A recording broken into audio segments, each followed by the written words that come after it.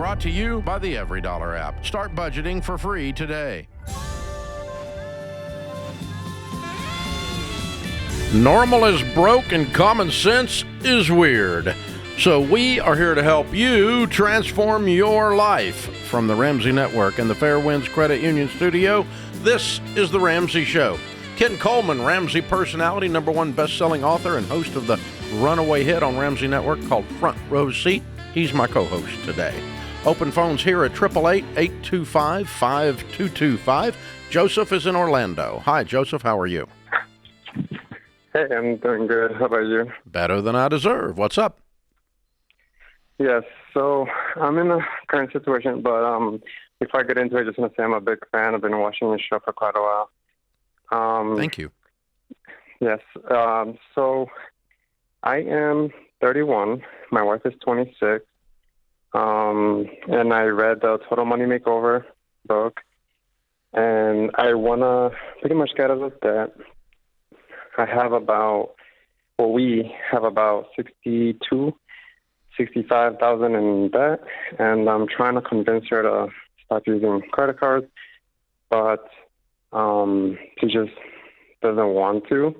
She keeps saying that she wants to get points, that there's benefits to it, and I'm trying to convince her that we need to try to stick to a budget and, to get rid of the debt. I had a plan to get rid of it in about 2.5 years, but we're just stuck in baby step 1. I can't even get like $1,000 for the emergency savings, and we keep running out of money and then having to use the emergency fund. And how long have you all been married, honey? We're about 3.5 years of marriage. And what's your household income? Together it's 115. Okay. Well, you did the classic man mistake. Women seldom make this mistake, but men often make it in this exact conversation. The man mistake that I have made in my younger years, I don't do it anymore, and the one that you made was you read something and got some new information that she doesn't have, became inspired, and then walked into the room and announced what we're going to do instead of talking about why we're going to do it. So let's start again. Walk into the room and say, honey, I'm sorry. I goofed up. I'm really excited about this idea of getting out of debt because I'm really terrified of where we are right now. We make $115,000. We owe $65,000 in debt. We can't even keep $1,000 in our account because we do such a bad job of handling money. And this is terrifying me. Mm-hmm. I need your help to look at that and dream with me about what it would be like to have no debt, to have a plan that we are both in agreement on where we're going, and then we will decide how we're going to get there together. When she says, yes, I believe being debt-free is the shortest path to wealth, now she's caught up to you. But you're also the only one doing the budget. You're the only one handling the money, and she's acting like a little girl over here, and daddy's got her on an allowance, and he gave her some credit cards. Now he's trying to take them back.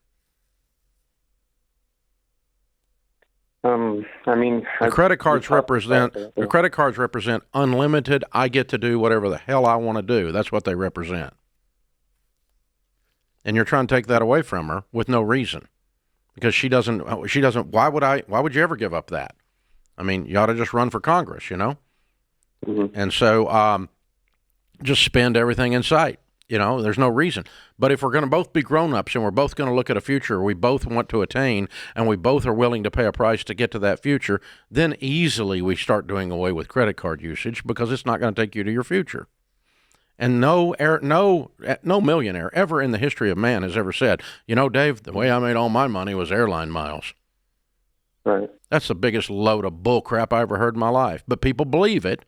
But they use it as an excuse to say, I want to get what I want to get when I want to get it, and you're not going to tell me no, because before you told me I could do whatever I wanted, and now you're trying to take my candy away. Mm. Yeah, I mean, I've had difficult conversations with her before, and I sort of let her know like how much we have in debt. Like we both want to get out of debt, but I No, kind you of don't. did. Well, I know I You do. want to get out of debt. She doesn't want to get out of debt. I mean, she says she wants to, but No, she she doesn't. just doesn't want to get on board. I want to You use know, credit with cards and spend money we don't have and blow up the budget is not somebody that wants to get out of debt. yeah. That's not true. Okay. I want what I want. And if we can also get out of debt while I get what I want, then that's okay. What? Let's circle back because I've got a thought process for you. But one question: what makes you? I know what Dave says, and Dave's right. She didn't want it bad enough. But what makes you tell us that she wants to get out of debt? What response is she giving you to make you say that? Well, when we talk about it, like our future and like even including kids into to start having kids, one of the things she says is she wants to get out of debt first before we attempt Okay, to great. have kids. All right, all right. So the Dave's right though. She doesn't want it bad enough to change what she's doing. So here's a process that I think will work, but you're going to have to stay with it, and you don't do them all at the same time. But you're going to have to talk to her, as Dave said. Go back to the example Dave gave you. Hey, babe, I apologize. I threw this at you too quick. Let me tell you about how I feel and why I feel this way. And you're going to talk about the problem of being broke, the problem of debt, and you got to get really detailed with her. Don't try to solve it. But you got to get her to a point where she begins to feel as bad about the debt as you feel. At that point, when she really gets it and feels bad about this problem, It's keeping us from having kids. then you start talking about, all right, here's the solution. And then that's the second part. Solution only comes after someone agrees with you on the problem. Then the last piece is, here's the reason for the solution. Able for you to come home and not work outside the home, to have kids, for us to be millionaires, and things like that. So that's the process. You got to bring her along. And I just think you jumped it too quickly. Yeah, you need to dream in HD, high definition dreams, detailed dreams, and then immediately the human brain starts saying, if that's my desired future, what must be true for me to get there? And one of those things is very simple. Quit spending money you don't have using credit cards. Hello, that's obvious then. Okay? But behavior's a language. Her behavior says she's not willing to do that right now. Her behavior, by defending the defenseless, stupid credit card, is that's the behavior that says, I'm not on board. She can say with her mouth she's on board, but her actions scream that she's not. And so the two of you need to have a dream that is so big and so clear and so detailed that you're willing to sacrifice to get to that dream, and you're willing to pay a price to get to that dream. And that's living on a detailed written budget. That's not borrowing money. That's not using credit cards. That's changing the way you handle and talk about money in your house. It's all of those things, Joseph. Thank you, sir.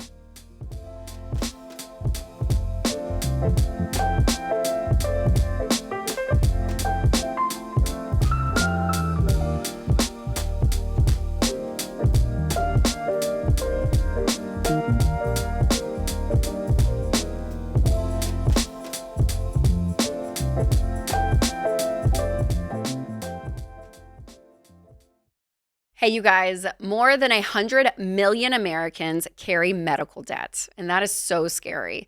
And it shows that traditional coverage often leaves people to face big bills alone. Families need more than just coverage. They need community. So, what if your healthcare costs less and you are actually supported by other believers in the process? That's why I love Christian Healthcare Ministries. CHM is a budget-friendly, faith-based alternative to health insurance that's been serving believers since 1981. And they've paid over $12 billion in medical bills. Y'all, that is faith in action. So let me say it again. CHM is not insurance. It's a nationwide health cost-sharing ministry. It's Christians helping other Christians with their medical bills. With CHM, you get to choose your providers. There are no networks, no surprise bills, and no insurance headaches. Whether you're just starting out as a family or you're looking for something that fits your budget better, CHM is where your faith and finances agree. Programs start at just $98 a month. So go to chministries.org/budget to learn more and take the leap of faith today. That's chministries.org/budget.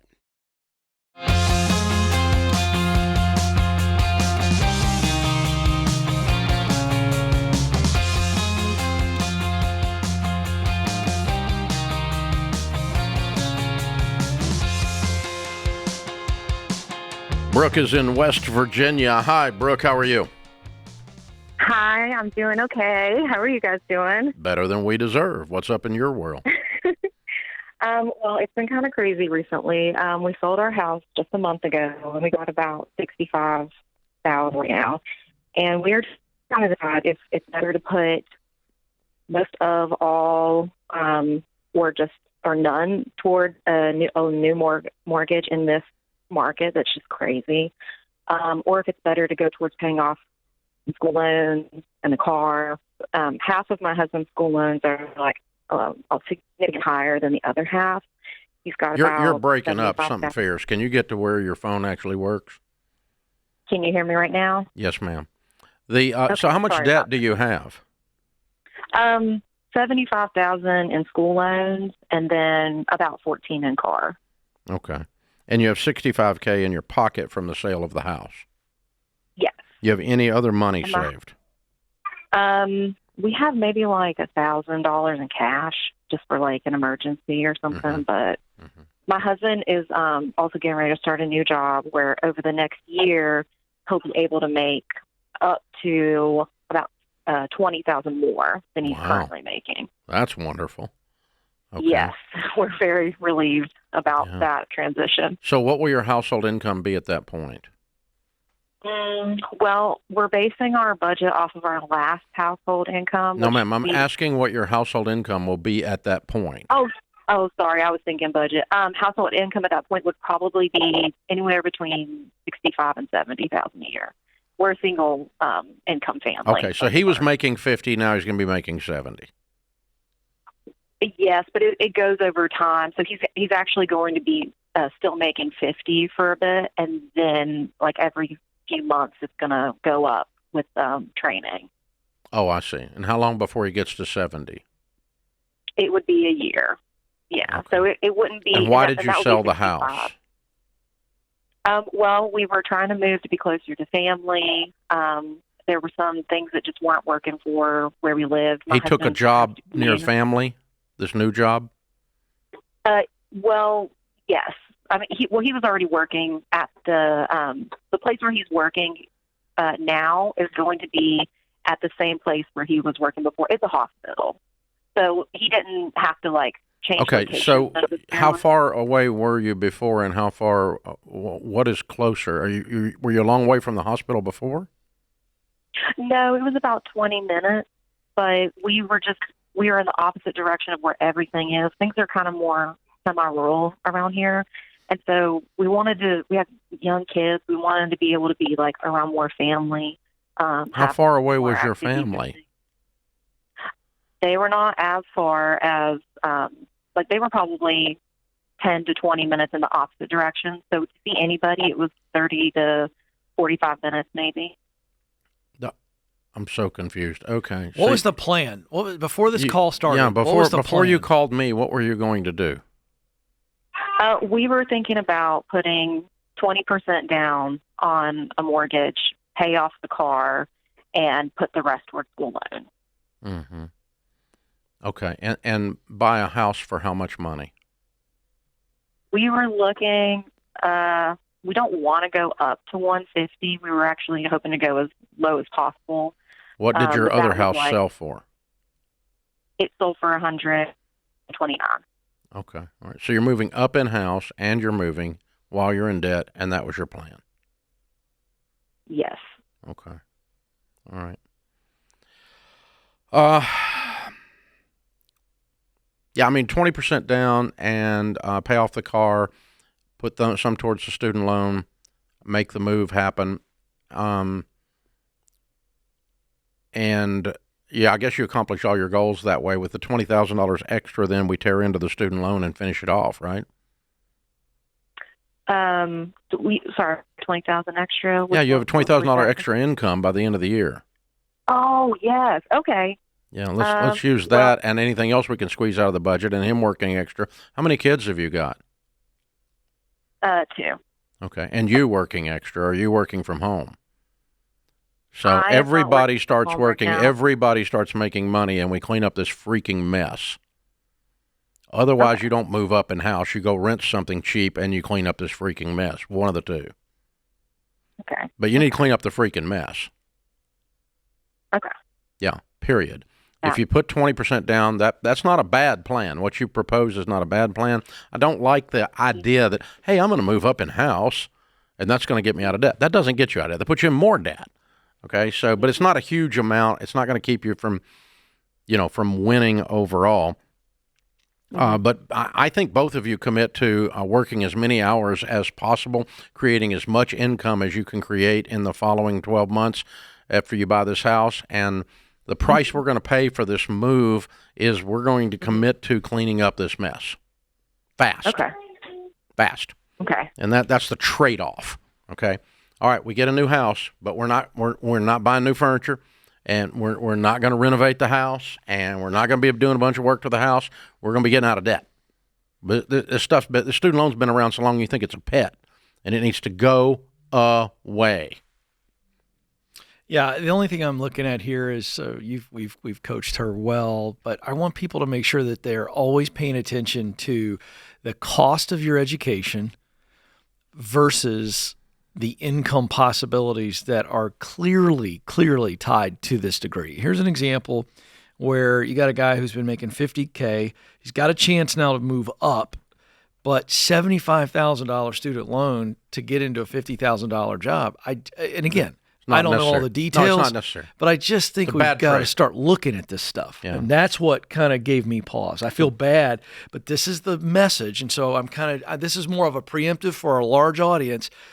Be smart about what you think you should be spending in return for what you think you're getting. Education, Especially when you're taking out student loans, which we tell you not to do, is not a luxury. It is an investment.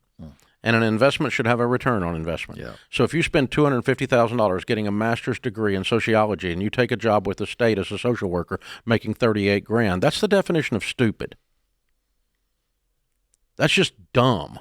Okay? You can make $38,000 working at Target, stocking shelves, and you don't have to have a master's degree and $250,000 in debt to do it. So just don't make that trade. That's Ken's point. It's a bad trade. Yeah, just think this Study through. something. If you're going to spend the money to go to college, study something that's going to give you a return on investment. Get a degree, develop a skill, develop a knowledge base in a career field that's going to cause you to make a lot of money because you're spending a lot of money to get this knowledge base. Yeah. The degree doesn't, your degree's worthless, but the knowledge base has a value. Actually having a master's in accounting is absolutely zero value. But knowing how to do accounting at the master's level so that you can get a CPA, well, that has a value, a marketplace value. The actual knowledge base has value. Yeah. I also want to call back to something you said here because Brooke's still listening here. The renting option I thought was a really good call out because they're in an area where housing is not very expensive, although it's relative to the incomes there. And in this situation, renting for a bit may not be a bad idea to clean up this debt, and he gets the raise. So I like that you brought that up as a possibility. If you went and rented something cheap for 2 years and through the whole 65 at this, it doesn't make me mad. That's where I was leaning. And clean it all up. That's the kind of thing a lot of people do. Mm-hmm. The other one is not. I think that's wiser, to Ken's point. The other one's not in the stupid column. It's just not as smart as that is. Yeah. But it's a double move, which I kind of think you've already moved again anyway. I can't figure out. I didn't ask her where she's living, but they already sold the house. They've already got the 65. Right. So where are you living, pray tell? I got a feeling Mama's basement, but we'll see. Okay. So we'll just figure it out from there. But either way, that's I didn't ask, so I don't know.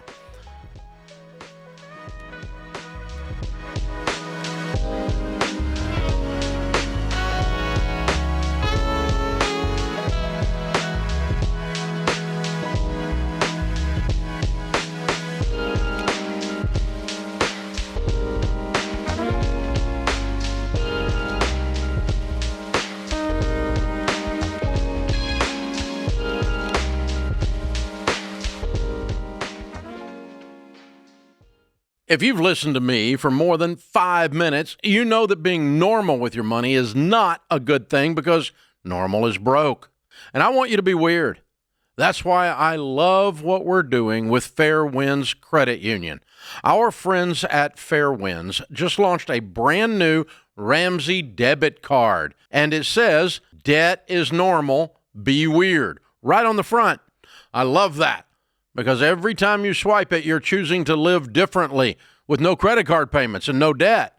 You see, Fair Winds has been helping people like you ditch debt faster and build wealth for years. They're not trying to shove credit cards or auto loans in your face like the big banks do. And they've worked with us to create the Smart Bundle for Ramsey fans. It includes a no-fee checking account, a high-yield savings account to supercharge your emergency fund, and now the Ramsey debit card to help you stay focused on the baby steps. We're excited for you to try it. So check them out today at fairwinds.org/Ramsey. That's fairwinds.org/Ramsey. Insured by the NCUA.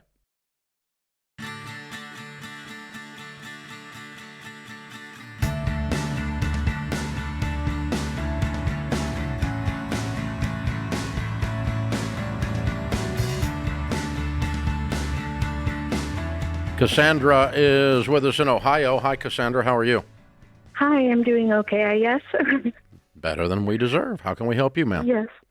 So my husband was a CDL driver for a company, and he was fired at his workplace for workplace gossip and petty reasons. He's currently working 3 jobs, and at a time where there should be so many jobs for CDLA drivers, and there isn't. We've been struggling, and we're wondering how we can put our money to good use. How long ago was he fired? He was fired August 28th. Oh, okay. A couple weeks back. All right. Yep. Good. All right. Well, I disagree. Yeah. There's lots of CDL drivers positions out Yeah. there. They're everywhere. They are dying for CDL help out there. He just hasn't found it. Right. Yeah. We had got in contact with a few different CDL places, whole bunch of different transportation services, and they said that they couldn't hire him because he was fired, so they can't hire him unless he's had a job for a year afterwards. That's not true. Which He wasn't fired. He wasn't exactly what I fired for thought. any kind of driving violation, is what you No. told me. Nope. He was fired because he's running his mouth. Right. Yeah. Okay. Has he learned his lesson on that, by the way? He worked in a private business with cultural differences, and the workplace gossip wasn't his fault. He didn't have anything to say on it. He wasn't even talking about it.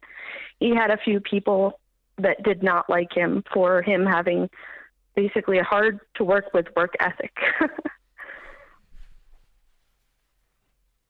You're a I don't sweet know. wife. I don't think you got the real story, and you believed it. But anyway, I'm going to ask him if he's on the phone, did he learn his lesson or not? But it shouldn't keep you from getting a driving job if you're running your mouth. Right. He did not hit something. He did not wreck something. He did not hurt someone. He did not get convicted of a DUI. All of those things are things that keep you from, disqualify you from using your CDL. Correct. Coleman? Yeah, I think here this is where he can't do the traditional applying for jobs thing because of this type of situation. When people don't have the whole story, or they're worried, or they're trying to protect themselves, there's always a filtering, whether it's a human filter or AI. So in this case, what he has to do is, this is him working harder than he's ever worked before to make a personal connection with people so they know the story. And he's got to own it, by the way. Like, he's got to own it. There is no spin, because people will react like Dave reacted, and I was feeling the same thing. I don't want to hear some hard-to-prove story. I want somebody to go, here's what happened, here's what I learned, and, you eat the humble pie right in front of people. But what they really need is, they need somebody they can rely on to get the truck from point A to point B. So this is where he's making every connection that he's ever had. He is working it. It's not just applying online. He is actually sitting down with people, because I'm telling you, if I were to draw a circle around your house, 30 minutes each way, just total circumference, I'm telling you, there are people who need somebody like your husband that they can depend on to get trucked from point A to point B. But he's got to find it. It's like a scavenger hunt on steroids, talking to real people. That's how you get out of this. Now, tell us what he was making and tell us what he's making with these 3 jobs. So he was making $27 an hour with a lot of overtime. And that would come to, I'm guessing, anywhere between $5,000 to $5,500 a month, sometimes less.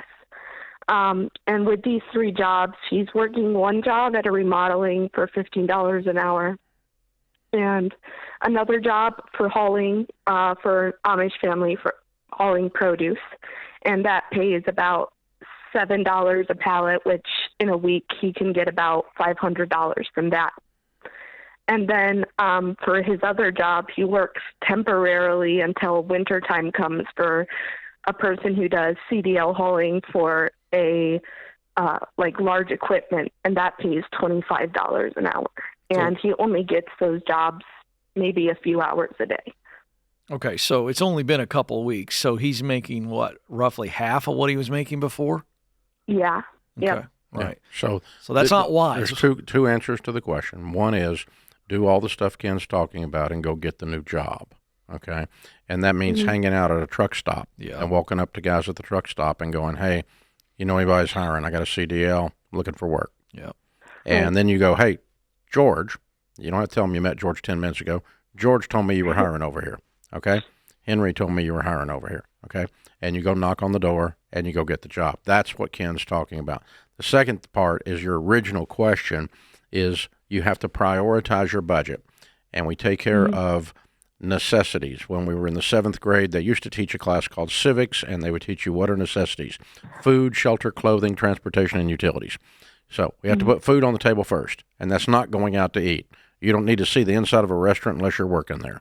You're broke, okay? Yep. So we're buying groceries. That's it. That's all. Food. And you're cooking from scratch. It's healthier, and it's cheaper, okay? Clothing. You're probably okay. You probably got enough clothes in the closet. The kids probably got enough clothes in the closet to make it a few months. You're probably okay. And if somebody's got their toe sticking out of one of the shoes, buy some shoes. But really, most people are okay on clothes. Most people have way okay on clothes, okay? The third thing is you pay the rent or the house payment. So food and house payment. Yep. Minor purchases of clothing. Gasoline in the car and car payment if there's a car payment. You got enough coming in to do that. Right. And then some of the other stuff is probably not going to get done right now. But you eat, you have a place to live, you keep the lights and water on, keep your utilities going, and you keep gas in the car, and he starts looking for a better position. But I would not let the words come out of my mouth again. I would not speak this lie over your life that no one's hiring CDL drivers in your area who have been fired for a non-driving violation. That is not a true statement, and you should never say that again. You should say, we haven't found the person yet who is hiring a CDL driver who has been fired for gossip. But they are around here somewhere. We just haven't found them yet. And that is a true statement. And it's hard to find them. That's a true statement. I'm okay with that. And we're out here scratching and clawing. That's a true statement. And he's not lazy. He went and got 3 jobs. Way to go, dude. Yeah. What a good guy. Okay? And but I would never say in the interview ever again cultural differences and he worked hard and they didn't, so they hated him and fired him. That I would not say stuff like that. That's not very appealing to a potential employer. Say, listen, I was accused of gossip. I may have said something I shouldn't have said. I don't know. It's not who I am. I'm a hardworking guy. Let's go drive some truck. I would just leave it at that, man. That's right. Just own it a little bit and move on. But I wouldn't try to throw it back on them that they cultural difference. Then they're trying to figure out, well, what cultural differences have you got with me? You know, like hard work and what's your cultural difference? So true. Trying to figure You'd be it better out. off going, I worked with a couple buttholes and I was a bigger butthole, apparently. People buy that. That's they go, true. Okay, I've been in that situation, right? That could be true, too. They can resonate and go, all right, you had You let it get to you. Yeah, we had a little contest and I lost. Yeah. Yeah. And so, it's that's a real thing. Okay, I can buy that as a potential employer. Yep. But the great news is CDL is in great demand. Yeah. The great news is that you don't have a driving violation that caused this. Mm-hmm. It's not in great demand. Very hard to get a job if you tore something up or hurt somebody. Yep. Very hard. By the way, heavy equipment, a lot of times CDL people can get those jobs because, again, they've done through so much qualifying. So I'd be driving around everywhere where you see this stuff. You'd be surprised. Well, when you're delivering some of that heavy equipment, ask if they need somebody to drive it. That's right. Yeah.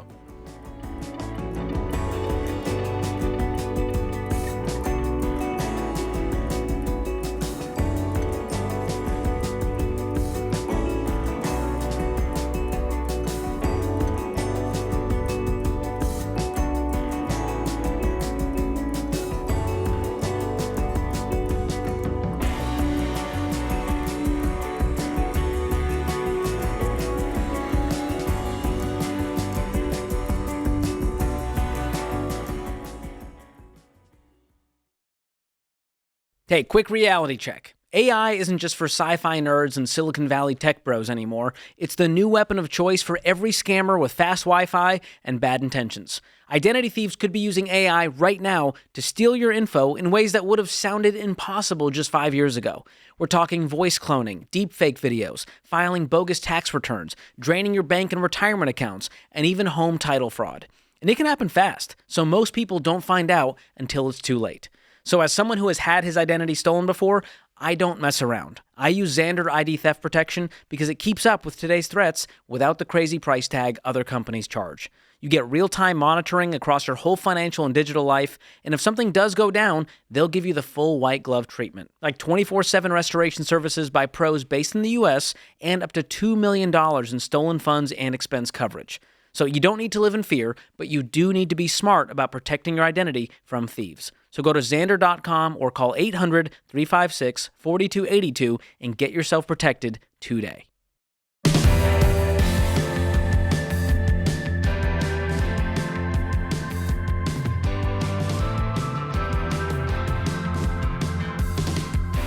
The all-new Every Dollar is coming.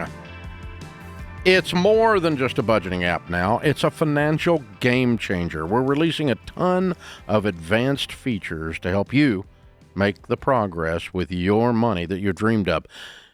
If you've never tried, or even if you have tried Every Dollar, you definitely want to try it. This is a pretty powerful thing we're doing here. Yeah, like the most important thing we've ever done other than launch the thing. People are finding thousands of dollars of margin in just 15 minutes. Watch the premiere of the all-new Every Dollar, September 25th, to see real success stories and how you can be next. Turn on your YouTube notifications to get notified when the premiere drops, and you'll be able to see what's happening with this. It's pretty stinking incredible. Do not miss this. John's in Raleigh. Hi, John. How are you? I had a tail to be wagging, Dave. How are you? I'd be great. Better than I deserve. What's up? So we are facing a question on what to do with our home. So for background, we bought this house in May of 2024, and at the time, our take-home was about $10,000 a month, and our monthly payment was between 25% and 30%, as y'all would suggest. But some things have changed in our life since then. Primarily, we have a new baby, so she's 4 months old, and my wife has gone to part-time instead of full-time, so our take-home pay is going from the $10,000 down to about $7,000. This makes our monthly payment be around 40% of our take-home, and we've also had a few other new circumstances, such as like our neighbors have completely gone off the rails, it seems, and we're really considering moving, both to lower our monthly payment as well as to maybe get into a slightly better situation. We have identified 3 options that we would like to do. So the first being just stay where we are and refinance when rates drop and try and just lower that monthly payment. Maybe even recasting our mortgage because we have a fairly significant amount of cash liquid right now that we could put a significant down payment on there to lower the monthly payment. or to move to a smaller situation where we'll have around that 25%. Okay, you make 7. How long before you make 10? Probably the next 4 to 5 years, 3 to 4, maybe. Okay. What did your wife do for a living? So she is in data analysis. She works for an agrochemical company, and so she does that from home, which has been very convenient with the baby. Mm-hmm. Okay. But she's gone to part-time hours. She has, and she's expressed that she would like to just be full-time stay-at-home mom, because it's just been wonderful having the baby and something we really enjoy. And if we could make that work financially, that would be nice. How much cash do you have? About $150,000 liquid. What do you owe on the house? $360,000. Where'd you get the $150,000? So a little bit. We were been very frugal over the course of our life, but I won a. Why didn't you put it down on the house in the first place? I think we were a little scared. We were very conservative. And now you figured out what to be scared of is the payment, not the cash. Yes, absolutely. What's your interest rate? 7.375, which is not great. Yeah, you can get a 5.7 now. Yeah, that's a 1.5 shift.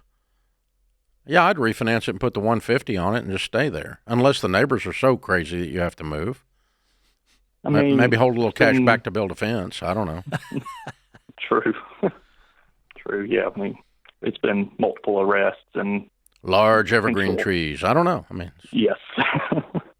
They grow fast. I mean, is there any safety issues for you? Do you fear for your family's safety because of all this nonsense?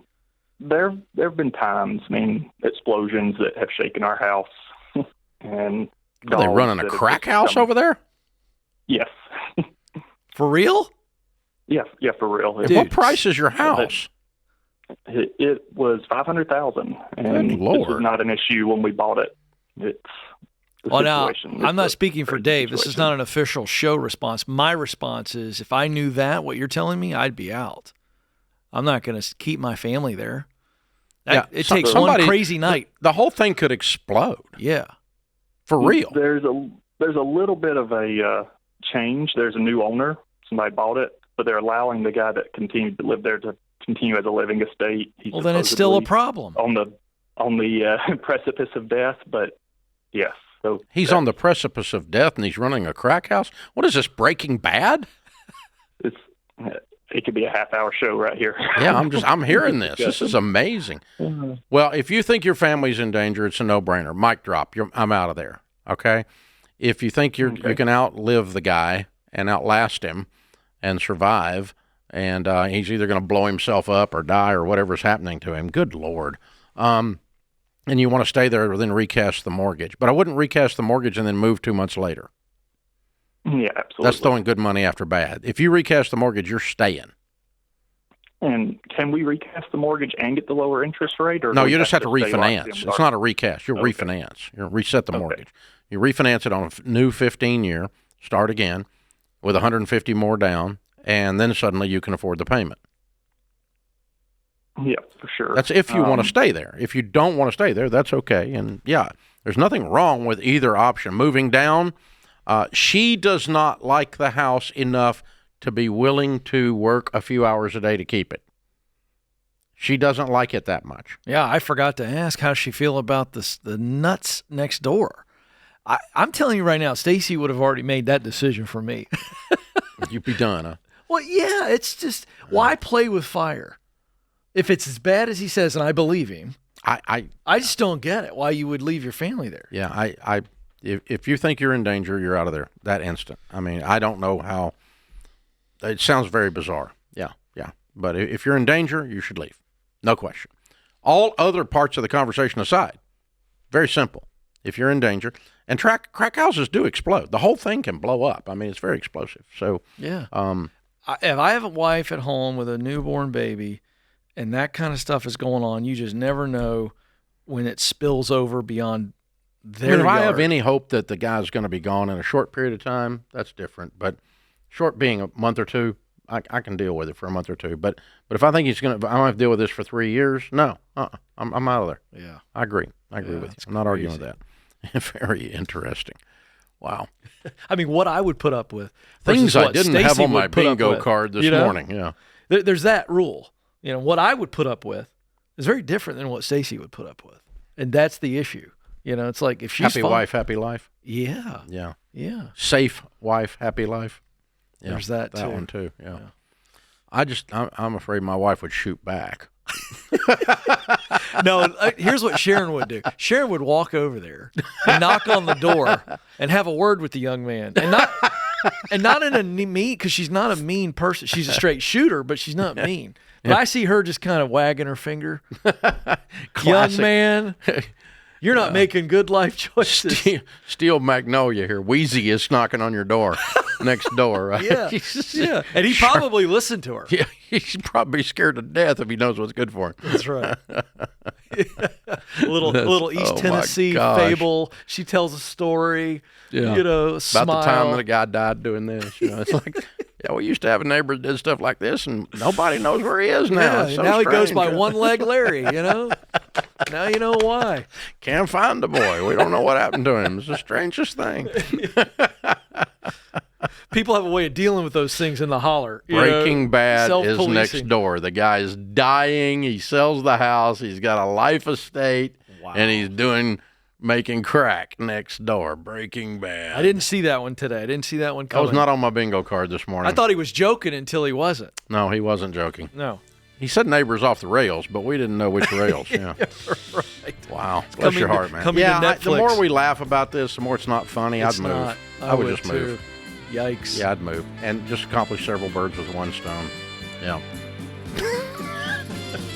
Yeah.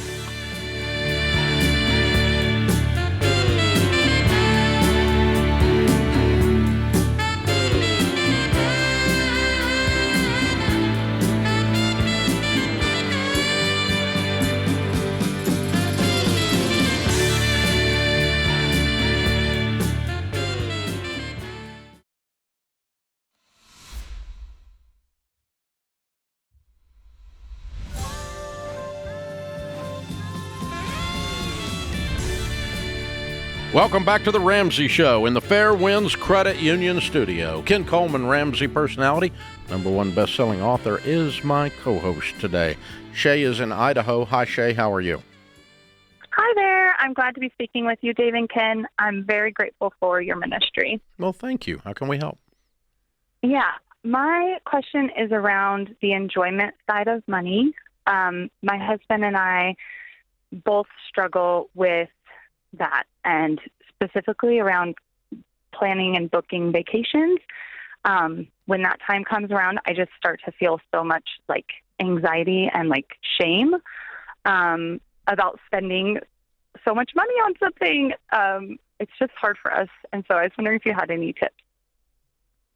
Well, #1, you have to practice because you've not developed that muscle. Your frugal muscle is overdeveloped, and that's how you got here.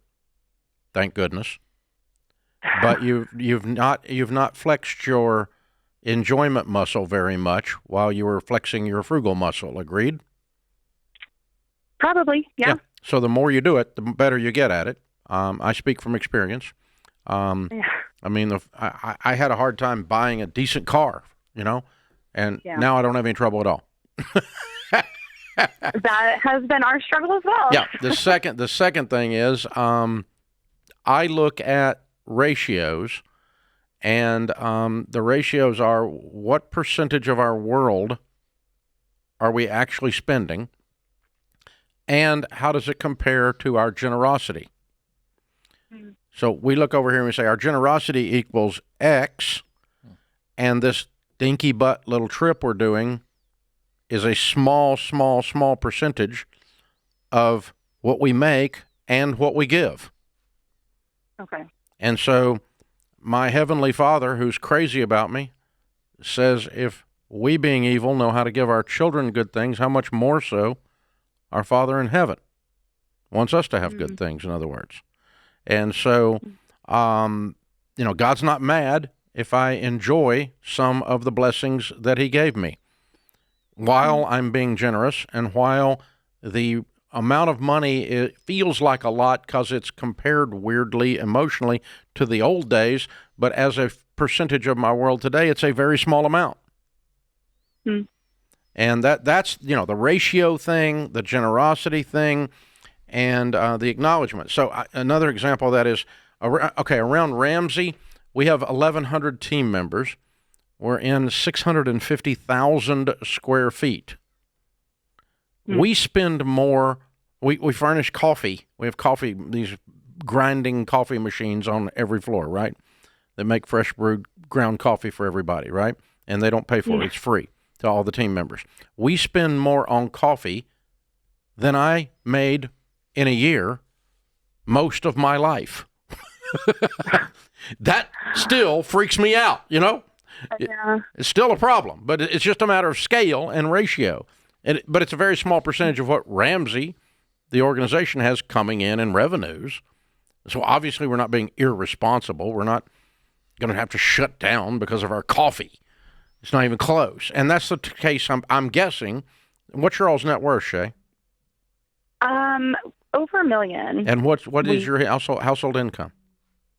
My husband makes 120, and I make around 50. So 170 with $1 million. And what are you talking about spending on a trip? They just get more expensive every year. What are you talking about spending on a trip? Like 12 to 15. Yeah. Well, it's absurdly small percentage of your world. Is that you, Hubs, the kids? While we were talking about this, the $1 million made you 12. Oh, that's true. Who's going on the trip? All 6 of us. Right. How old are the kids? They're 6, 8, 10, and 11. Okay. As a guy who has one in college and another one graduating high school, I'm going to give you 2 words that I think you need to process the next time you start feeling this shame about spending money, because you've already proven to be frugal. So here's what I want you to think of: return versus regret.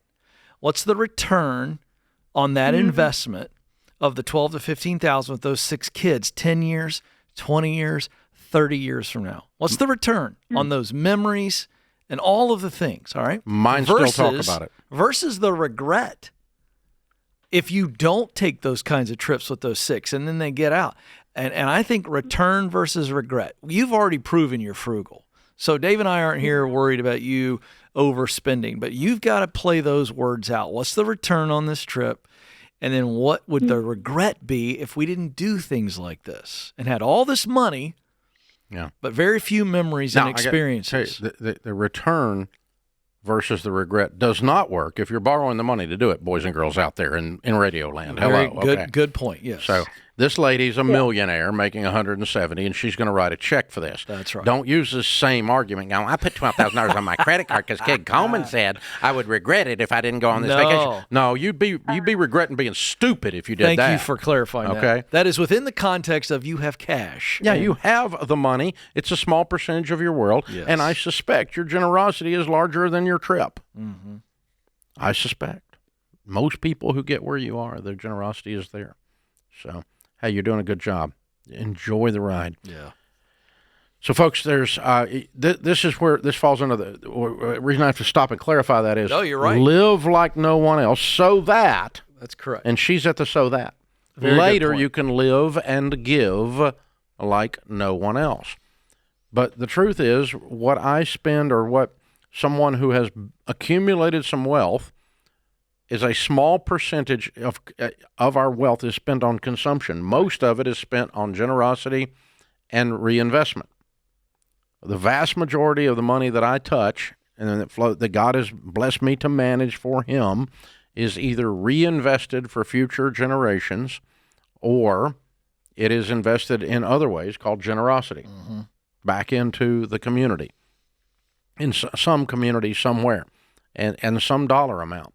And those are the two things that make up the vast majority, the highest percentage by far of our income or of our net worth is invested in those two things. Our consumption, though, is still ridiculously larger than it was when we were not making any money and didn't have any money. So it still is emotional. It still feels weird. And, sometimes even friends or dysfunctional family will say stupid things like, "You're so lucky." Well, that's a dumb butt thing to say. Luck had nothing to do with it. Yep. Don't say that around Dave. Luck comes in dressed with calluses and overalls, getting ready to do some work. That's where luck comes in. I know where luck comes from. It's a sweat. That's where luck comes from. I got your luck. Luck's when you win the raffle. Yeah. Luck's when you were smoking crack in the parking lot and bought a lottery ticket and hit it. That's luck. Oh, there we go. Okay? But that's luck. But this is not luck. This is work. And God's blessings. God just deciding in his infinite grace that he was going to touch us with the tip of his finger and bless the things that we were working on and protect us and allow us to be sitting here. So, but don't call it luck. It's insulting to God, and it's insulting to my calluses.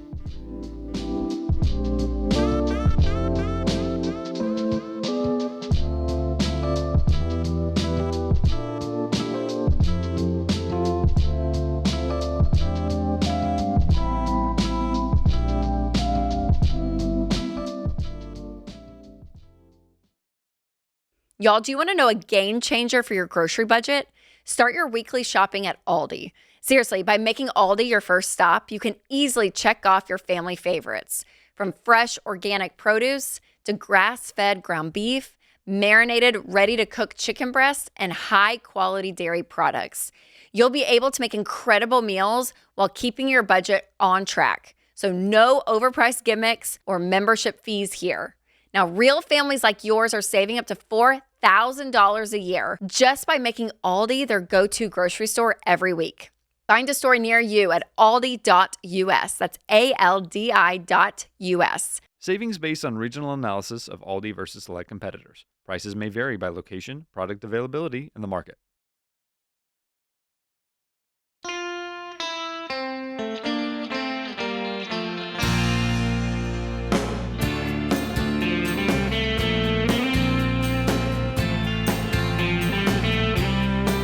Alan is in New York. Hi, Alan. How are you? Very good. And yourself? Better than I deserve. What's up? Well, my wife and I, we're both semi-retired. I retired a while, 8 years ago, and then I worked part-time for the company I retired from as a consultant, and my wife works a couple days a week. We're getting ready to sell our house. It's too big for us, downsize, that type of thing. We have a place in Florida that we're going to go to. But in the meantime, our children are grown and they're all over the world. And we have one in Colorado who a while back, they asked us, hey, it'd be great if you guys would come out here and stay with us for a while and do things and blah, blah, blah. And we said, sure, that'd be great. And they didn't have a house, so they were looking for one. We entered into an agreement that we would give them money for a down payment. Some, they had half, we had some. And the agreement kind of fell apart here. Now there's some animosity a little bit, and they want to pay us back. We sent the money, which was $117,000 as a gift. We did the gifting paperwork. They bought their house, and now they want out, and they said they want to pay us back. And I'm just concerned about one thing is taxes, and we haven't kind of really gotten into the meat of it yet. I'm concerned about where they're going to get the money from, and I think they'd take it out of their retirement accounts, which I don't want them to do. And I'm just looking for some advice, what your thoughts are. Or... So your partner's in the house? It was not a gift? No. We're not partners in the house. What's the agreement you're referring to? Well, they bought a house with a finished basement with, 2 bedrooms, bathroom down there, family room, different things, and space for us where we could come for 2-3 months out of the year. Oh, so the agreement was you could live in the basement 3 months a year? Yeah. And now they don't want you to because they're mad. What'd they get mad about? No, what happened was we told them right up front. We said, listen, we need our own space. There'll be times when we'll get on each other's nerves. We know we don't need to be together 24/7. We'd like a place to cook some meals so we don't have to all eat together all the time. And we agreed to that. Then they bought a place and they said, well, it's not as big as we'd hoped, so we're going to have to, share that space, and that's not going to work. And some of them, it just fell apart. And so now What's the animosity? The animosity is, it's really just that we said, well, no, the agreement was this. And they said, well, no, we told you that changed. And we said, no, you didn't. And so it grew from there. And they said, well, we don't. So what is your net worth? Well, we have no debt. What's your net worth? I would say almost $3 million. We have absolutely no debt. We have IRAs. I have an IRA with 1.5, another one with 400. Yeah. And I'll tell you what I would do. 401. I'll tell you what I would do. Mm-hmm. I would call them up and say, I'm really sorry I entered into a really stupid idea. The whole thing we started doing was a bad idea, because it really was a bad idea. Your agreement was really a bad idea. And I would just tell them that. It was a bad idea. And you know what? We're just going to forgive the debt, and you don't have to let us stay there. We won't ever stay there. We'll stay in a hotel when we come visit, or we'll get a condo when we come visit. We've got plenty of money. The money doesn't matter. We don't need a place to stay. You don't need to live in somebody's basement when you have $3 million. Yeah. A bad idea. Yeah, we know now. Yeah. So just let them off the hook, dude. Yeah. That was a screwed up mess. Yeah, it sounds to me like they're paying you back out of spite because of the way that everything went down. Well, they didn't like you that you argued with them about where the kitchen was. I think you got to be the parents here. Right. And I know your feelings are hurt, and I'm not. This is not about Dave and I taking a position. Now, hold on, but you got to hear this. Yeah, I am taking a position. Well, I'm saying who's right and who's wrong in their argument. Oh, you are? Yeah. It was a dumb idea. This is a dumb idea. Never mind. It needs to be. I was going to add something, but it's out of $3 million, $117,000. Forget it. Just walk away. It was a dumb idea. Yeah, be the parent is what I'm getting at here, and just take the high road and let them off the hook and solve this thing. Yeah, This is you know what? dumb. I'm sorry. I didn't think about how screwed up this was going to be. It's only $100,000. Screw it. You can have it. I'll just get an apartment. I'll get a condo when I come to Colorado, or I won't. And don't worry about it. It's okay. Forget it. I shouldn't have, because you should not have asked for this to be the deal. Yeah. It's a bad idea. Did I mention that? You did, clearly. I thought you covered it from every angle.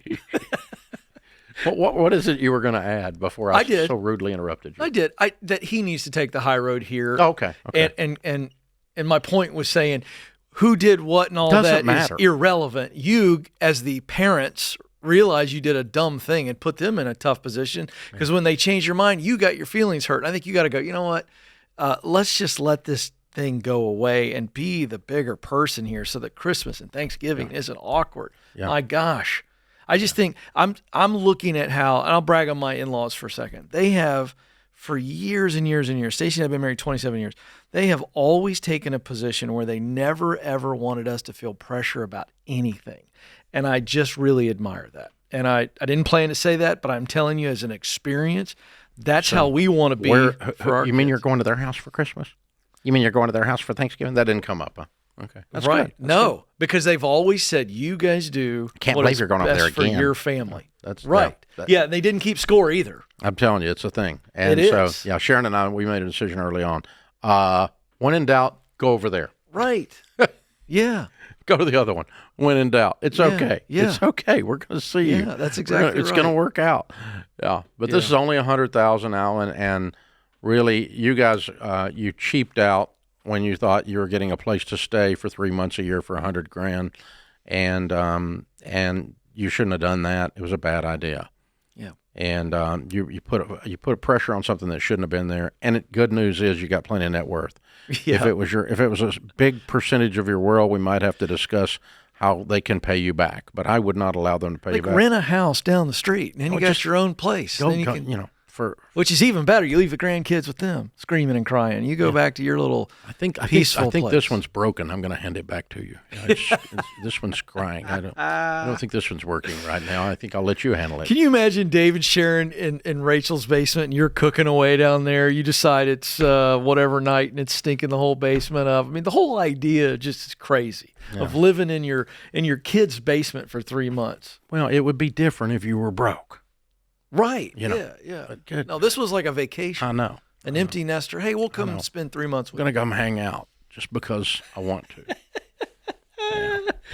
Oh, it's great. Oh, my goodness. Yeah. Boundaries. Yeah. You know, and so the other thing is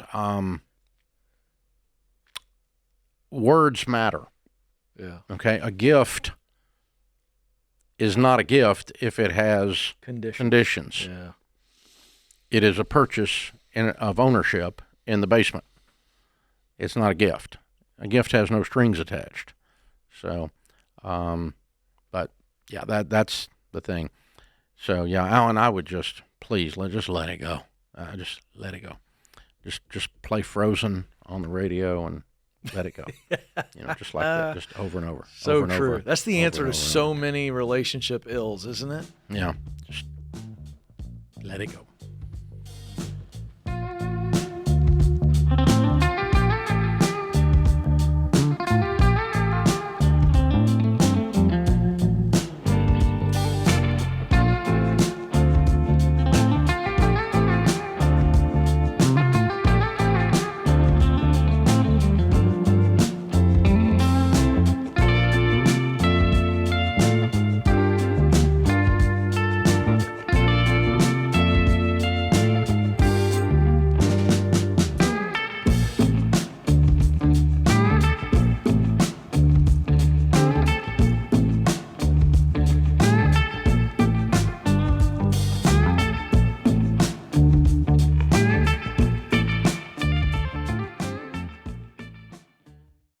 Buying a home these days can be a real dog-eat-dog situation. Just when you think you've found the right house, somebody else swoops in with a better offer. So you need an edge. Home Buyer Edge from Churchill Mortgage can help you win against the competition with the ultimate triple threat for home buyers. 1, your pre-approval is handled by real humans, not just a computer, so you're positioned like a cash buyer even without the cash.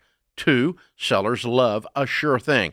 So Churchill backs your offer with a $10,000 seller guarantee. If your loan falls through, the seller gets $10,000, which takes away their fears about financing and gives them another reason to say yes to your offer. And 3, Churchill secures your rate for 90 days, so you don't have to worry about the interest rates going up while you find the right home. It doesn't cost you anything extra, and if rates drop, so does yours automatically. With Home Buyer Edge from Churchill, you're not just another buyer, you're a top contender. Go to churchillmortgage.com to arm yourself with the ultimate home buying edge today. That's churchillmortgage.com. This is a paid advertisement. Home Buyer Edge and Seller Guarantee are available for qualifying borrowers and select loan types only and are not available in all states or locations. NMLS ID 1591, NMLSConsumerAccess.org, Equal Housing Lender.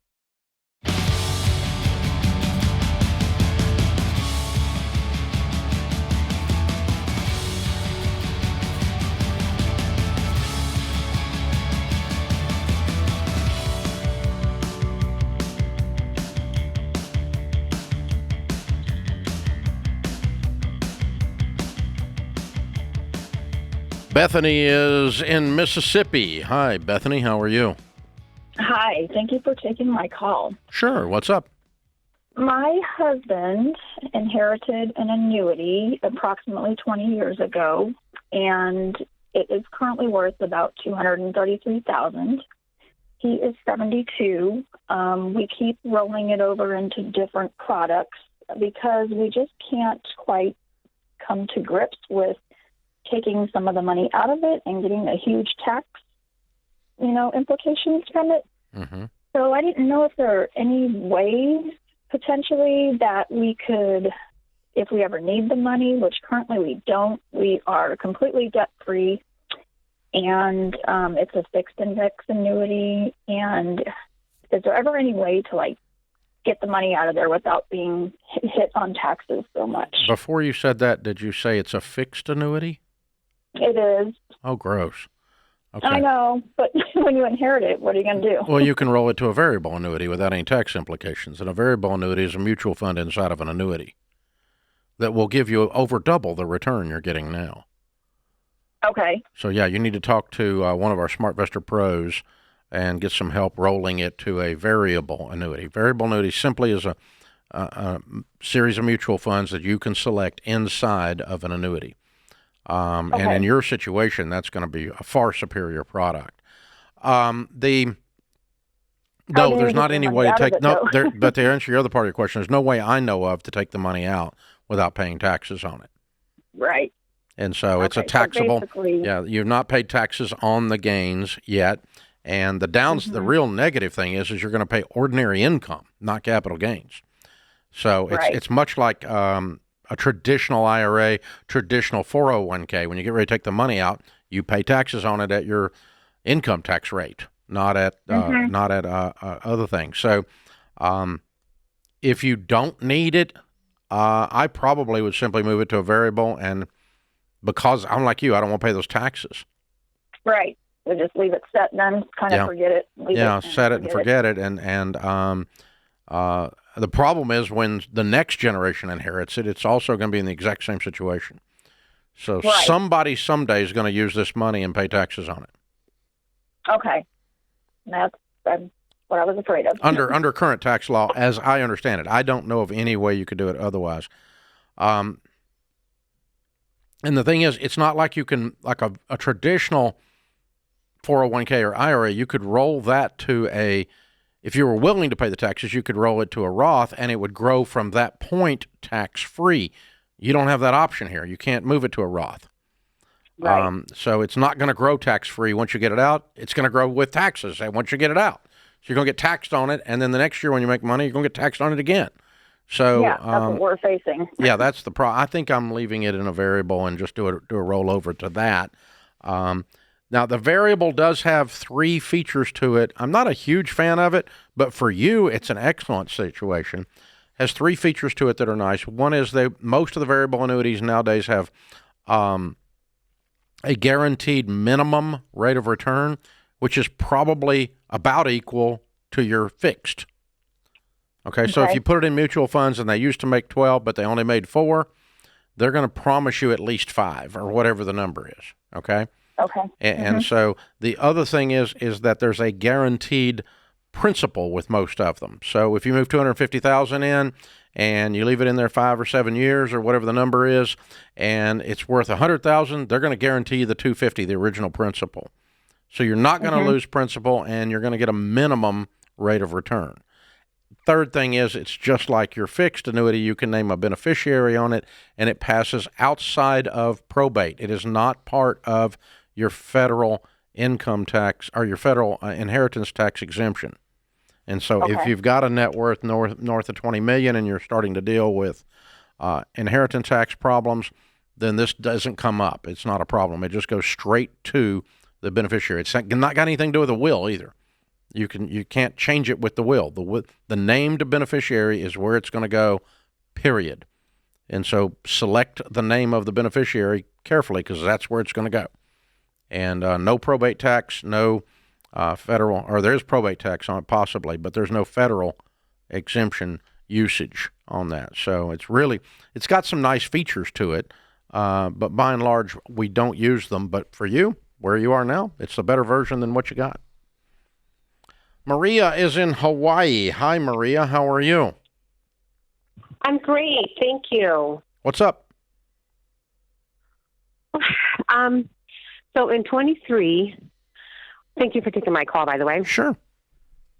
We lost our home in the Lahaina fires. And terrifying. Everybody was okay? Yeah. Thank God, yes. Our family was fine. We lost friends, which will forever be devastating. Wow. What a horrible thing to go through. Yeah, and it's even after 2 years, it's still surreal. Oh, yeah. But we're recovering, and we were very blessed that we bought a place. But we're trying to get back to Lahaina. And we're trying to figure out how financially we can do it without going in crazy debt. We're almost at retire age, and we don't want to spend $1 million. Well, we don't have it. So with that being said, we have 2 wonderful children. One's in college out of state, and one is with us, and he's going to school. But they're a little too comfortable. So I'm trying to put everybody on a budget, and I don't know how to do it. More forcefully than you have been. Yes. Yeah. Absolutely, I mean, yes. what part of the budget is going to the kids, or because I don't have a line item budget for fun stuff for my kids. They take care of that, right? Unless it's a family activity. So let's take the college kid. What's going on in that situation? We pay for everything.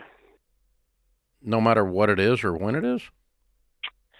She just started working part-time, and I do take 100% responsibility on this. It's our fault. We made their lives very comfortable. Yeah, it is. Yeah. So the bad news is, the good news is that you woke up. The bad news is it's not going to be pleasant for them. Yeah, that's right. Yeah. No, and it already isn't. And so the conversation would sound like this if it was at our house. Okay. Hey, I owe you an apology. I let you live in a world that doesn't exist. And I've realized that, and I'm not going to do it anymore. So in the real world, there's these things called limitations. Money is finite. In your world, it's not. And now it's going to be finite starting now. Here's how much I've calculated that you need a month to eat and to keep a place to sleep. And that's how much I'm going to send you. I'm going to pay your rent, and I'm going to send you this much for food, or you're on the meal plan, or you're on whatever. And this is how much you're going to get. If you want to do anything more than that, you're going to need to work. That's right.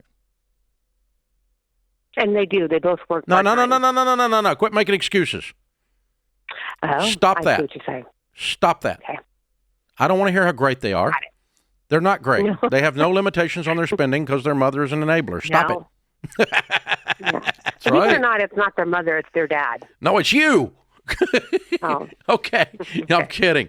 You're fun. I'm messing with you. Okay. You did really throw him under the bus there. So what I did was, I love him dearly, though. yeah, but the two of you have to lock arms and say, we are going to bless our children with a new lesson that money is finite. Okay. What we're doing now is not good for them, even if it's good for you. Even if you can afford it, it's not good for them. And when they run out of money at college, they'll go to work. Don't bail them out. No. My son called car's me. broken. Hey, last year, Dave, I got a call Sounds like from you got a my, personal problem. I got a call from my son. He says, "Hey, Dad, I got a date," and I was very excited that he had a date. And then he was like, he thought that was going to get the money for the date. And I said, "You got any money?" He goes, "No, I don't have any money." I said, "Well, gonna be a cheap you're date. not going on a date. Hey, you're going to the library in the park. I'm not paying for dates. It's not in my Frisbee budget. in the park date till you get a job, buddy." I don't even think he knows what a Frisbee is. Oh, well, you're cheap. You can get one when you don't have a job.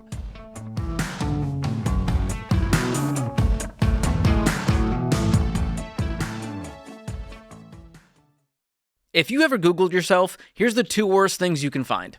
Photo evidence of your worst haircut and your personal data floating around on some sketchy website.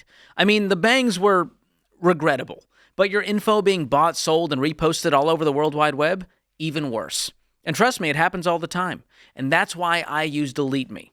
You guys, over 20 billion records have been leaked in recent years, and that info gets pulled into these people search sites. So stuff like your name, number, address, even your kids' names is out there for anyone to see. But if you're trying to clean up your personal data yourself, good luck. It can be a part-time job just submitting these opt-out requests. So if you don't want your personal info out there, you should be using Delete Me too. Delete Me has real people who track down your data, remove it from these shady sites, and make sure it stays removed. Plus, you get a report from Delete Me showing exactly what was found and what's been deleted. So, take back your privacy with Delete Me. Right now, Ramsey listeners get 20% off at joindeleteme.com/Ramsey with code Ramsey at checkout. So do that today. Joindeleteme.com/Ramsey, code Ramsey.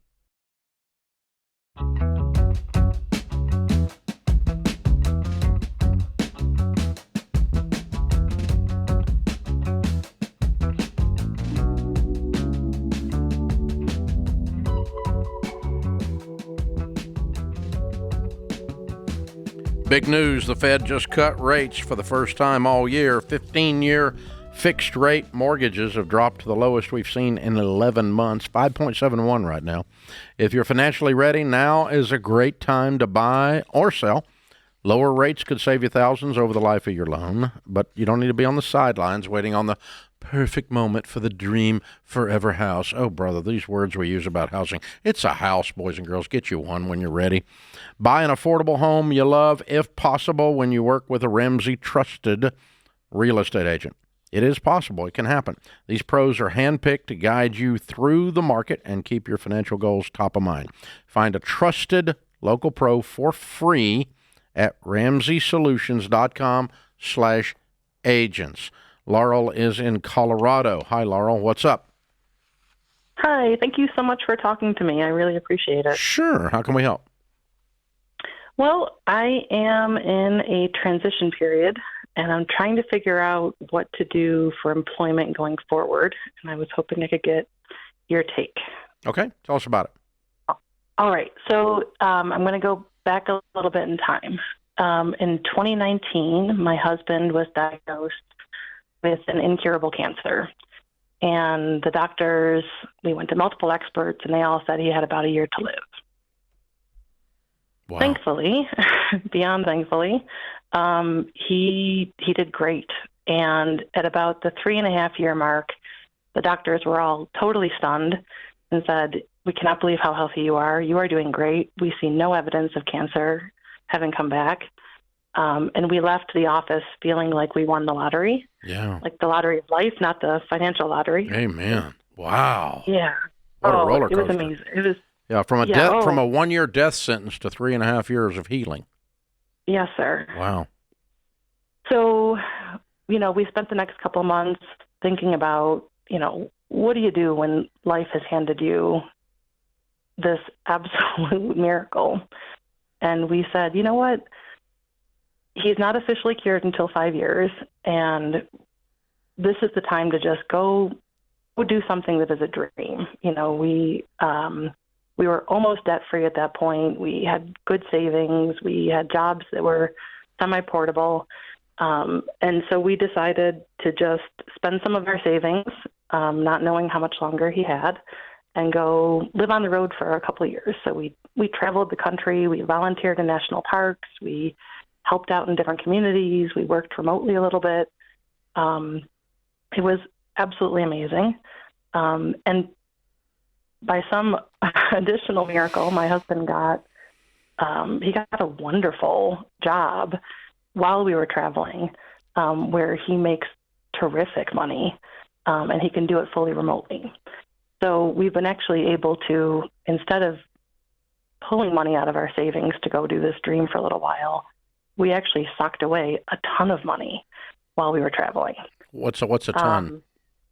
About $500,000. Oh, that's a ton. That's good. Way to go. And we wiped out all of our debt. So no debt, and we almost doubled our net worth.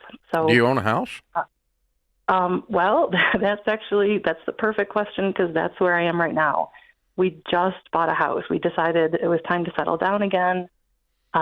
He was officially declared cured of his cancer. Awesome. Which I could almost cry just saying it. Yeah. So we are in this amazing place now, and we just bought a house that we love.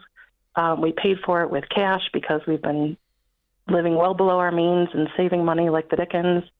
And we don't have any debt because we made a point of paying off all our debt as fast as possible. I love your show, by the way. So here I am with my husband he has a great job. He's still making great money. What does he make now? He makes maybe between $250 and $300. It's sort of. And he's fully remote, and you have a paid-for house and no debt. Correct. And how much in your nest egg now? Besides the house, it's about maybe $1.2 million. Okay, so you're sitting on. You didn't. I don't think you said how much the house is. How much was the house? About $700. Okay, so you got about $2 million net worth. How old are you guys? He's a little older than I am. I'm 49. He's 60. Okay. Wow, what a great place! I love your story. Oh, Thank you, Lord. I mean, I can't I wait almost for the felt guilty question. writing Yeah, into so you. what in the world, what kind of question can you have? Yeah, this is crazy. Yeah, I almost feel guilty like writing in because I know folks have more serious problems than this. But here's my situation. I put my career on hold for the last couple of years because I really wanted to do this thing where, like, we lived our lives for a couple of years because we didn't know if that's all he had. Yeah. And now that we know we have more time, like that black cloud is gone. You know, we're in this house that we absolutely love. Our expenses are very reasonable. You know, we live very modestly. What's your career? We save a ton of money. So I actually have a couple options. By trade, I'm a lawyer, but I'm also a teacher. What do you want to do? Oh, I mean, okay, so that's... It's like listen, can I tell you something? My question. You've been setting this up. And in setting it up to Dave and I, it's almost like you're embarrassed. So stop all that and just... I am a little embarrassed. Don't be. You're blessed. So I know you want to do something. What do you want to do? Just say what's at the top of the list. And you can give me number 2. Well, give me number 1 and give me number 2. What do you want to do? Say it, Laurel. Okay, so I have 3 ideas. Give me 3. 1 through 3. Quick, go. What's number 1? Okay, so the first one is a job that doesn't pay a lot, but it helps the community because I love doing community work. What is it? Name it. Maybe doing like substitute teaching or doing some kind of Okay, what's number 2? Number 2. Number 2 would be, you know what, just dive back in. Make a ton of money, make our nest egg huge, and just suck it up for a few years and have a terrific nest So being egg. a lawyer is number 2. Maybe, yeah. Okay, all right. Number 3. And then number 3 would be somewhere in between. So get a job that's like 9 to 5. It pays well. It has benefits. But also, like, I come home from my job. I don't take my job home with me. All right. So which one of those 3 is most exciting? Number 4. Uh-oh. Well, I already know the answer. None of the above. Number 4. None of the above. What do you mean? I want a job that pays $250,000 a year, that's remote, using your law degree, and you guys can pick up stakes and go spend 4 months in Europe if you want to. Well, it's my husband who makes that money. I know. Right now, No. I was talking about you. Oh. Dave gave you a 4th option. I don't know why you think that if something has meaning and is helpful to the community that it has to not pay anything.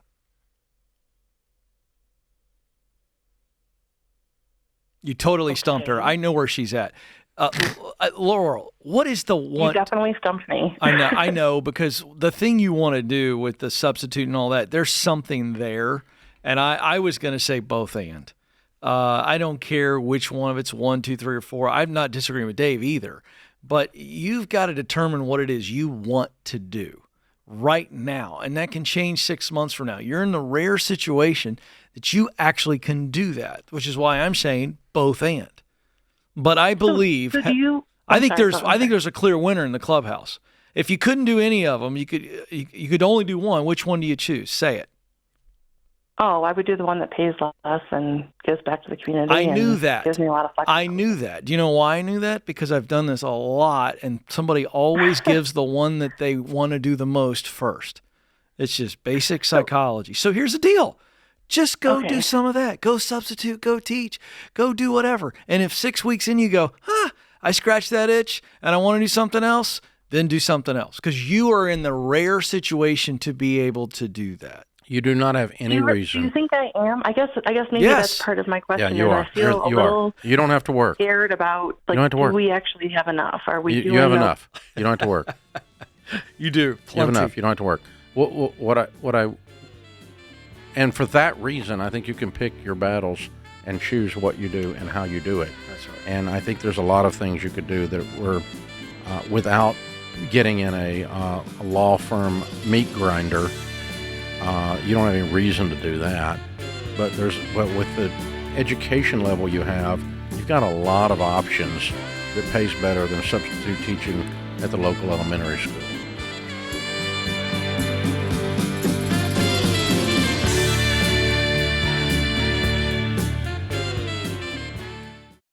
What does the future hold for business?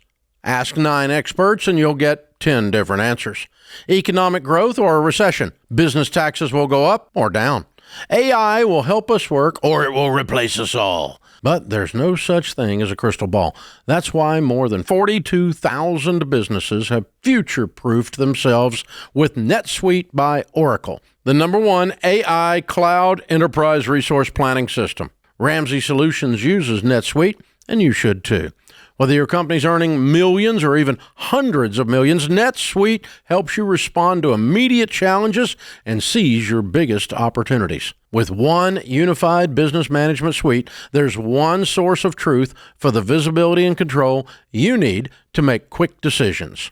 NetSuite's real-time insights and forecasting help you see into the future with actionable data. And when you're closing the books in days, not weeks, you spend less time looking backward and more time focusing on what's next.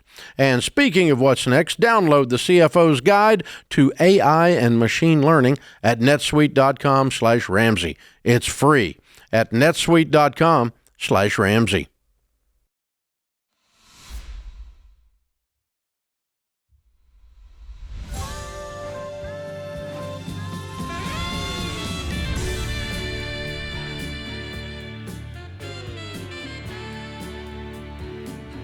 Welcome back to the Ramsey Show in the Fairwinds Credit Union studio. Anna is with us in Virginia. Hi, Anna. How are you? Hi. Thank you so much for taking my call. I really appreciate your time. Sure. How can we help? So, I'm 62. I've been divorced for 10 years. I've never been particularly great with money. My ex-husband was better with it, than I was. We never saved a ton, and we never got into a lot of debt, but we never made a lot of money. So we did the best we could. I was working remotely for a company for the past 5 years, and I was making really good money for me. I would say $70,000, which was more than I'd ever made in my life. But I was let go due to a company losing their contract. That was in June. I just got another job, which I'm very grateful for. So I can hopefully ride that out for the next 10 years, to retire. I think I could, I'm in very good health. I think I'd be able to do that for, until at least in my, early 70s. What are you making? I just want to see. What are you making in this new job? So the new job, about $45,000, but I also get, because of my ex-husband's very hard work, I have a pension that I get because he works for the Department of Defense. So I get about $1,000 a month. That is, only until he passes. So he's in great health and all of that. But so that is contingent upon his life. Weird way to get you to pray for your ex-husband, yeah. I know. I love him, though. I pray for him anyway. You probably send him a lot of vitamins. I know. Like, no, don't go on that trip. Something might happen. Yeah. All right. So 45,000 from 70,000. I know. And I don't think I probably handled, I think I was so excited about having that money that I probably didn't do as much with it, as I could have. Anyway. Okay, how can we help today? Here I am, and okay. So I have about $100,000 in between a Roth IRA and a 401k. Good. I have a house, so I own it. I have a mortgage on it. I only owe $100,000 on it, and my payment is about $750 a month. So I have about a 2.75% interest rate. Mm-hmm. I don't have any other debt. So how can I, these last, what do I do? Tell me what to save, where to put it. I've heard about annuities. No. I don't know really much. No. Okay. So I'm very confused about just give me a plan for the next 10 years to get the most out of what I've got left here. Okay. I want you to start investing into your 401k or Roth IRAs 15% of your income, so $7,000 a year. Okay. Okay. And do you have a 401k with a match at the new place? I do, 5%. Good. Okay, so definitely go there. If it's a Roth, make it a Roth if they have Roth available. Okay? Okay. And $7,000 a year. And any other money you can squeeze out of the budget, we want to throw at the house until the house is paid off. Okay, so I was thinking, do I pull all that money out and pay off my house and then start? No. Oh, no? Okay. No. So just try to. And I want to make sure that money is invested in good growth stock mutual funds. Okay. All right. So here's the thing. In 7 years, when you're 69, the 100 will be 200 if you don't touch it. Okay. In 7 more years, it'll be 400. But that would be 76 years old. Okay. All right. That's if you don't add anything to it, and we're adding at least $7,000 a month to it. All of this is invested in good, long track record, growth stock mutual funds, Roth everything. Okay?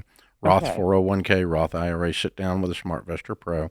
Any other money we can find, we throw at the mortgage. When you're 70, I want you to have a good nest egg based on this, $200,000 to $300,000, and a paid-for house. Okay. That's what we're aiming at this point.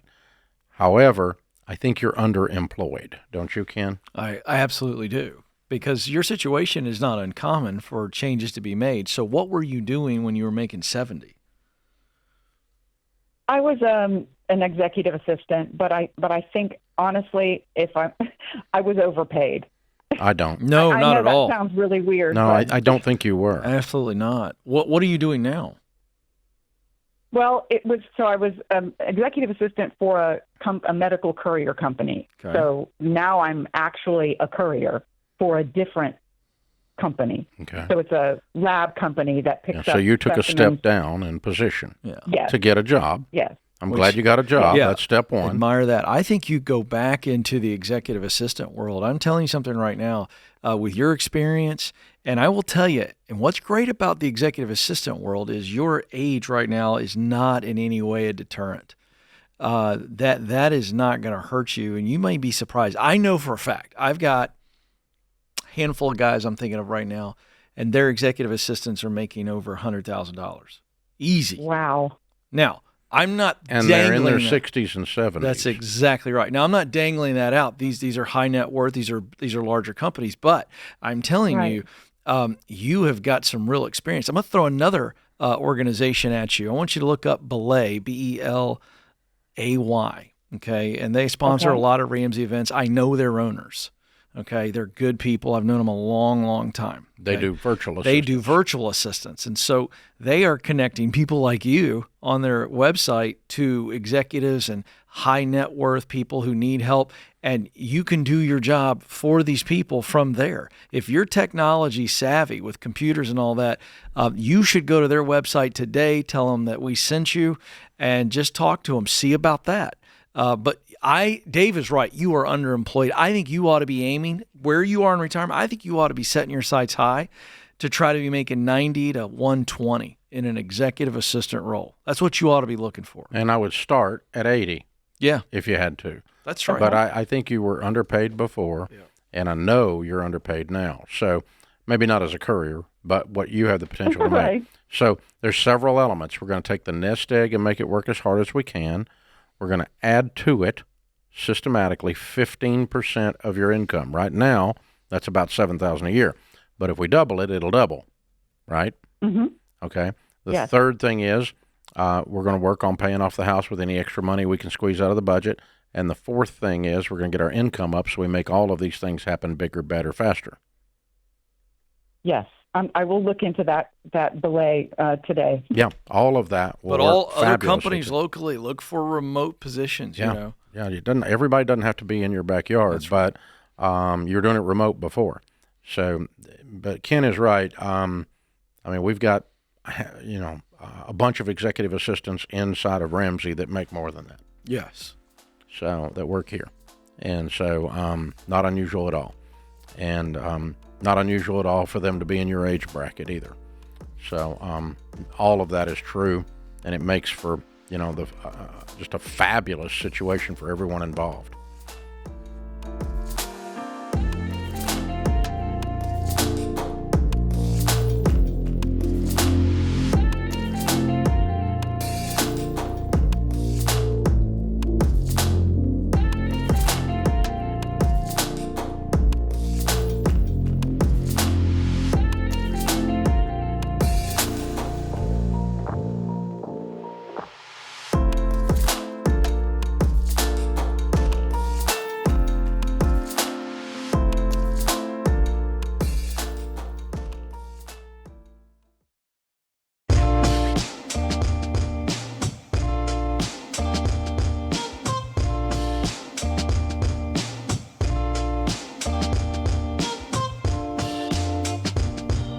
Today's question of the day is brought to you by Yrefi. If your private student loans are in default, it can feel like nobody will work with you. But Yrefi was built for this.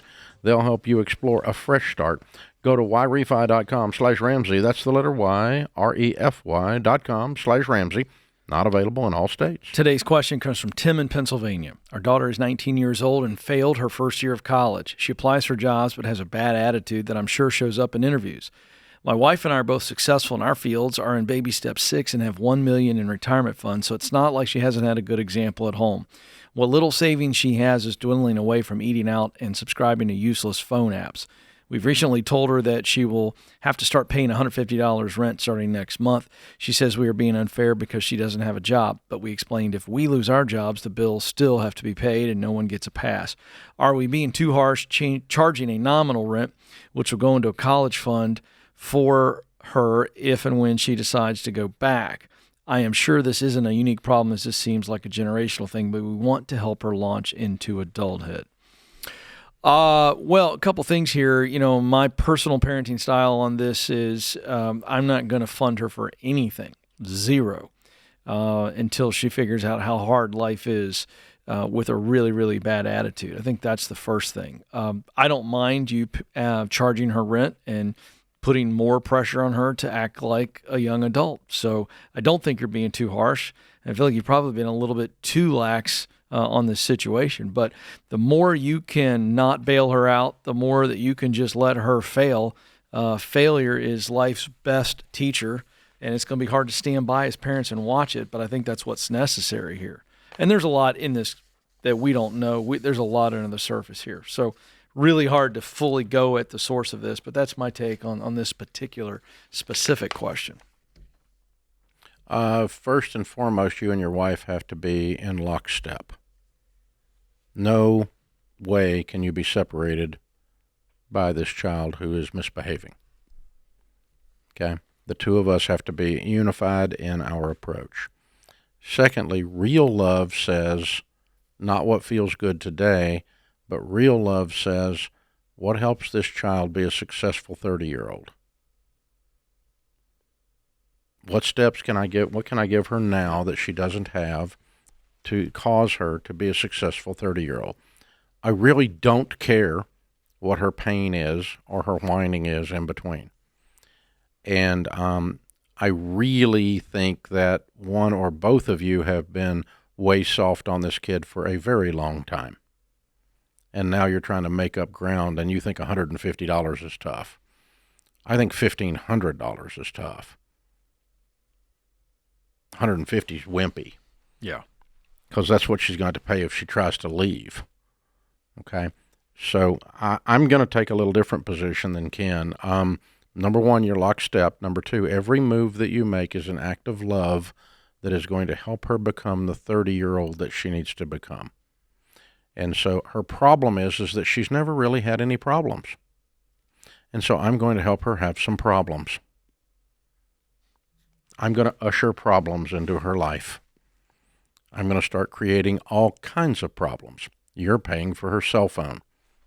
Not anymore. I'm going to take it up. We're going to sell it. And you're going to have, if you want a cell phone, you're going to have to go get you one. You're paying for her car gas. We're not anymore. If she wants car gas, she's going to have to go get a job. You're paying for everything. And you're washing her freaking clothes. And you got to stop it. This is not a 1-year-old. This is a 19-year-old with failure to launch. And no, Tim, this is not a generational thing. This is a parenting thing. Every generation has had people that acted like this, and every generation has had productive people. This is not a generational thing. It's not, all 19-year-olds are not this way. We talk to 19-year-olds that are millionaires. So, it's just not true. It's nothing to do with the generation. It's got to do with your kid. And so what I'm going to do is make her life hard. As hard as I can possibly make it, as quick as I can possibly make it.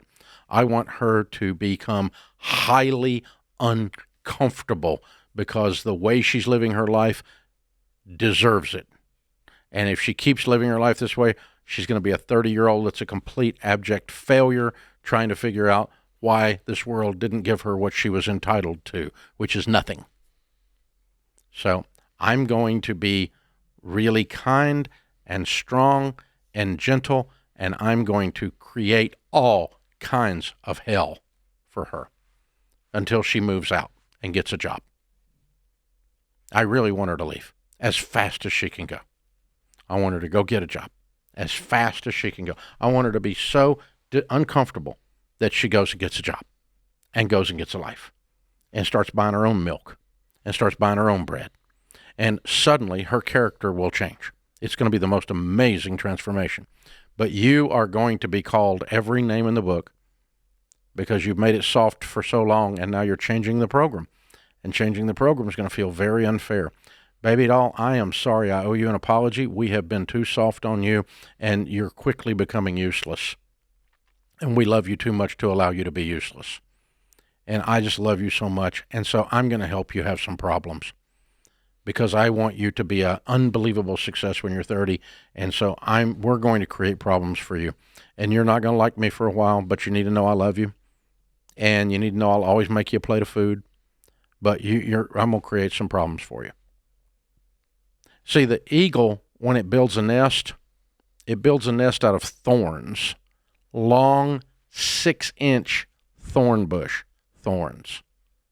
And then it fills the nest with down from anything soft, anything it can find, to where when the baby eagle is born, it is born in complete comfort.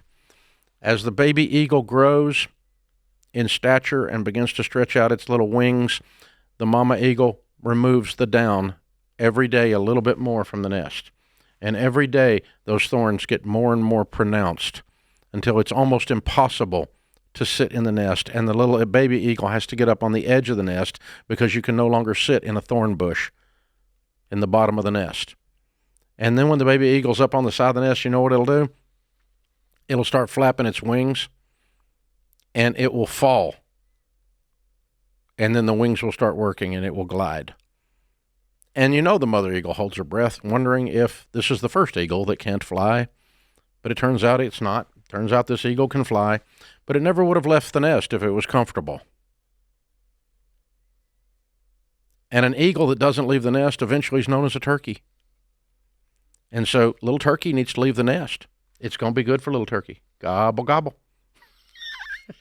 You know, I'm so mean and nasty these days. No, you're not. I was following you, and I thought, well, if the eagle becomes a turkey, then the turkey ends up on the Thanksgiving table. Whoa, whoa!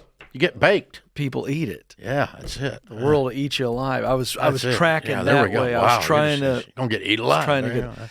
Yeah, that was. You know, we don't serve eagle. That's what I'm getting at. Eagle's not on turkey. You don't see eagles on the Thanksgiving table. Huh. That's very interesting. I know. That's a good point. I hadn't thought about that. I was tracking with you. I was really paying attention. My redneck buddies, they don't go eagle hunting. They go turkey hunting, though. No. That's right. We admire eagles. We eat turkeys. There's a bumper sticker. Oh. No, I think it's a great point. By the way, that was a very good description. But I am all for failure. Let the kid fail. Yeah. You can't keep bailing them out because, again, at some point, whatever was going on when she failed college was going on when she was in high school was going on when she was in the 6th grade. That's right. This isn't a first time this has come up. Her little attitude is going to get adjusted out there. Right.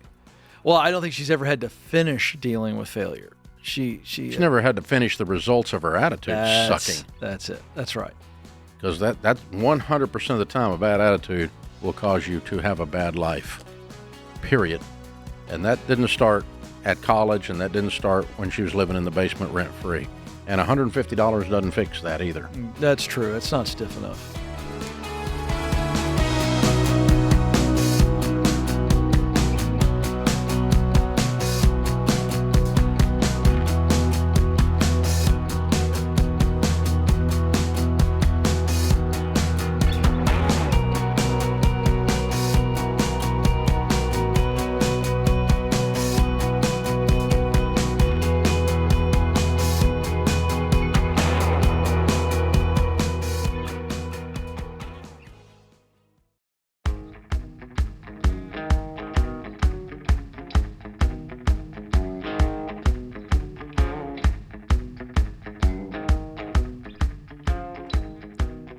Jake is in Texas. Hi, Jake. How are you? Better than I deserve, Dave. Good. How can we help? So, me and the wife are about 6 weeks from selling one of our businesses, and we're going to end up with about $1.1 million in our pocket when we're done. Plus, we get to keep the real estate. So, we've got a little bit of a mortgage left, and we've got some debt on another business. We're just kind of not sure to take this money and go to the market or to go ahead and get 100% debt free across the board, and then go to the market. We're just not sure. Well, you knew what I would say, didn't you? Well, I knew what I wanted to hear. Sometimes you just need to hear it.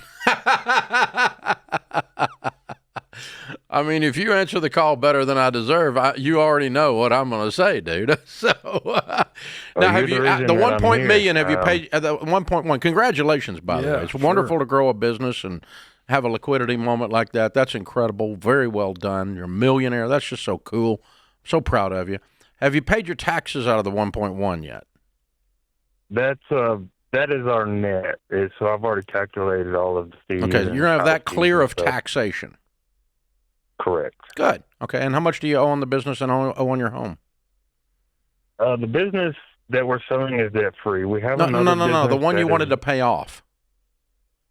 So we have 3 auto loans that are about $100,000 combined, and then we have some equipment loans, 2 pieces of equipment that are about $100,000 combined. And how much do you owe on your home? We owe $155,000 on our home. Okay, so $355,000 makes you 100% debt free. That's correct. The real estate from the deal you sold is already debt free. Correct. We'll get about $3,500 triple net lease on that property. Yeah, you don't have a payment in the whole world if you write $355,000 worth of checks. That's it. Okay. All right, it's a no-brainer, man. I'm debt free, and that's gonna leave you $700,000, to do some investing with. Oh darn. Yeah. Well, thank you for helping us get here, Dave. It's you've truly been a blessing to me and my wife, and we never thought we would be. What kind of business was it that you sold? It was a oil and gas manufacturing company that we started it less than 12 months ago. Whoa! Wow. Yeah. Well, the American dream is dead, they tell us. Yeah. The system is rigged. Little man can't get ahead, and you did, didn't you? In 12 months. Man. Dadgum, that's incredible. That's a great story. Very well done, Jake. And by the way, a manufacturing company. You don't see any fancy, glitzy brochures and commercials for that. Didn't hear the word digital. No. Didn't hear it. Heard a building left behind on triple net. Yeah, man, way to go, Jake. Dude, that's incredible. Explain that to me real quick. I mean, the triple net. Triple net is like typically done with warehouses or a situation like he's doing, one of the two. And triple net means that the landlord pays for nothing. So if I'm the tenant and I have triple net, I pay my utilities, I pay the insurance on the building, and I pay the property taxes on the building, and I pay anything associated with the building. Wow. So when I write a check to the landlord, it is net. Wow. All of it. 100% of that $3,500 is there's his operating income after expenses is the same as his gross revenue. Wow. Yeah, so it's like clipping coupons. It's a very nice, sweet little commercial real estate deal. I love a triple net lease. Landlord's got almost no responsibilities. If there's something breaks on the building, repairs, maintenance, you have to fix it. Roof leaks, you got to fix it. Dumb question here, because I'm just now learning about this. What makes that possible in a situation like that? What are the factors that would allow someone to get that kind of a deal? Well, typically, it is a single-use building. Right. Okay. Or at least the area that it's encapsulated, because you couldn't do repairs like on the other end of the building for the other tenant if you're the tenant, right? So typically a single-use building. Again, a lot of times it's a very simple building like a warehouse, something like that. I don't know of any retail that does triple net. I don't know of any. Very few offices do triple net, that kind of thing. Most of those have common area maintenance, CAM in them, Right. those kinds of things. Other ways of covering the expenses, but that standalone single-use building. The other thing would be if you did like a build-to-suit, like if you built a Walgreens. If I built a Walgreens and Walgreens was the tenant, Walgreens is those are probably triple net leases. I don't know if they are, but they probably are. I do know Walgreens doesn't own their buildings; that they have local investors build them, and then they pay the rent, and I think they pay all the expenses. So this is a sweet deal. He sells the Oh, company yeah. that the building is in, but keeps the building, And keeps he the real still estate. owns the real estate, but has a low maintenance or no low hassle check coming in. Very low hassle. Does that tell us that they were so thrilled to get the actual business that they were willing to play ball? Probably, but it probably is a single-use manufacturing So it's warehouse type building. Gotcha. Probably a typical way to structure that also. All right. But I don't think but yeah, they wanted to stay in the building. They had an ongoing concern, and Yes. good place to keep going. Yeah, absolutely. Good. Robert's in Florida. Hey, Robert, how are you? I'm better than I deserve. How y'all doing? Same, sir. How can we help? Well, me and my wife, we're in a good situation. Very blessed. We have some. Our two children are late in high school, about to retire. So about to graduate. Sorry. So we're about to be empty nesters. And good. We're looking to buy a second home. Mm-hmm. We live in Florida. Love vacationing up in Colorado in the mountains when it's nice and cool, and in the summer when it's hotter than heck in Florida. And we are at a position where we're able to pay cash for that house. Awesomeness. The thing is, I've done many of the steps. I like to think that we are well into number 7, but I still have 6.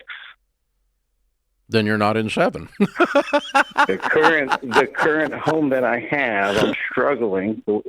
We do have a mortgage. How much do you owe on your current mortgage?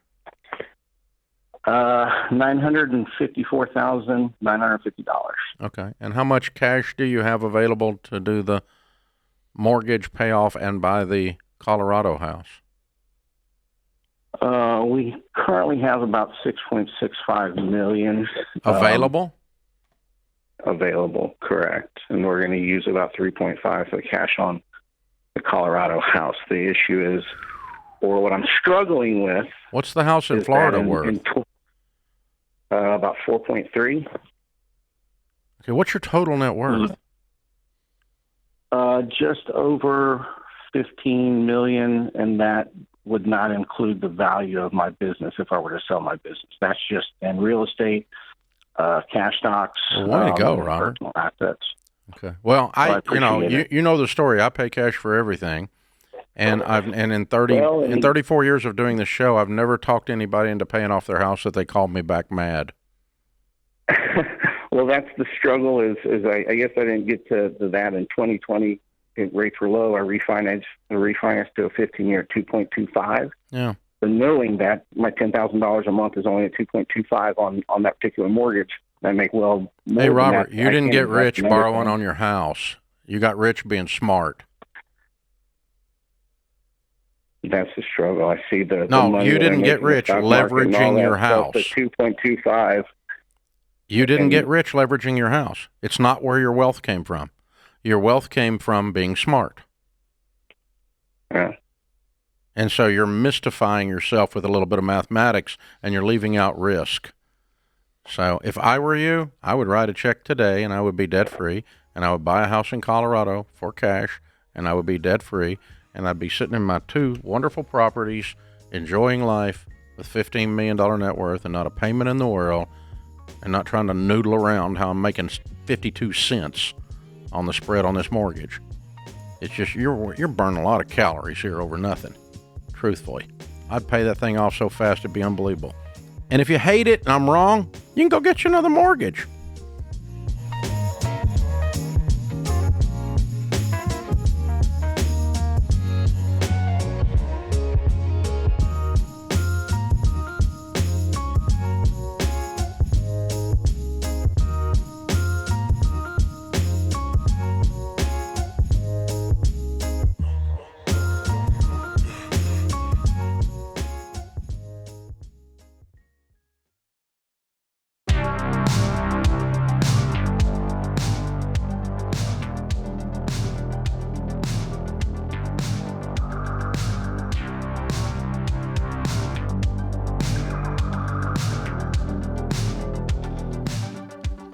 Our scripture of the day, Psalm 119, 89 and 90. Your word, Lord, is eternal. It stands firm in the heavens.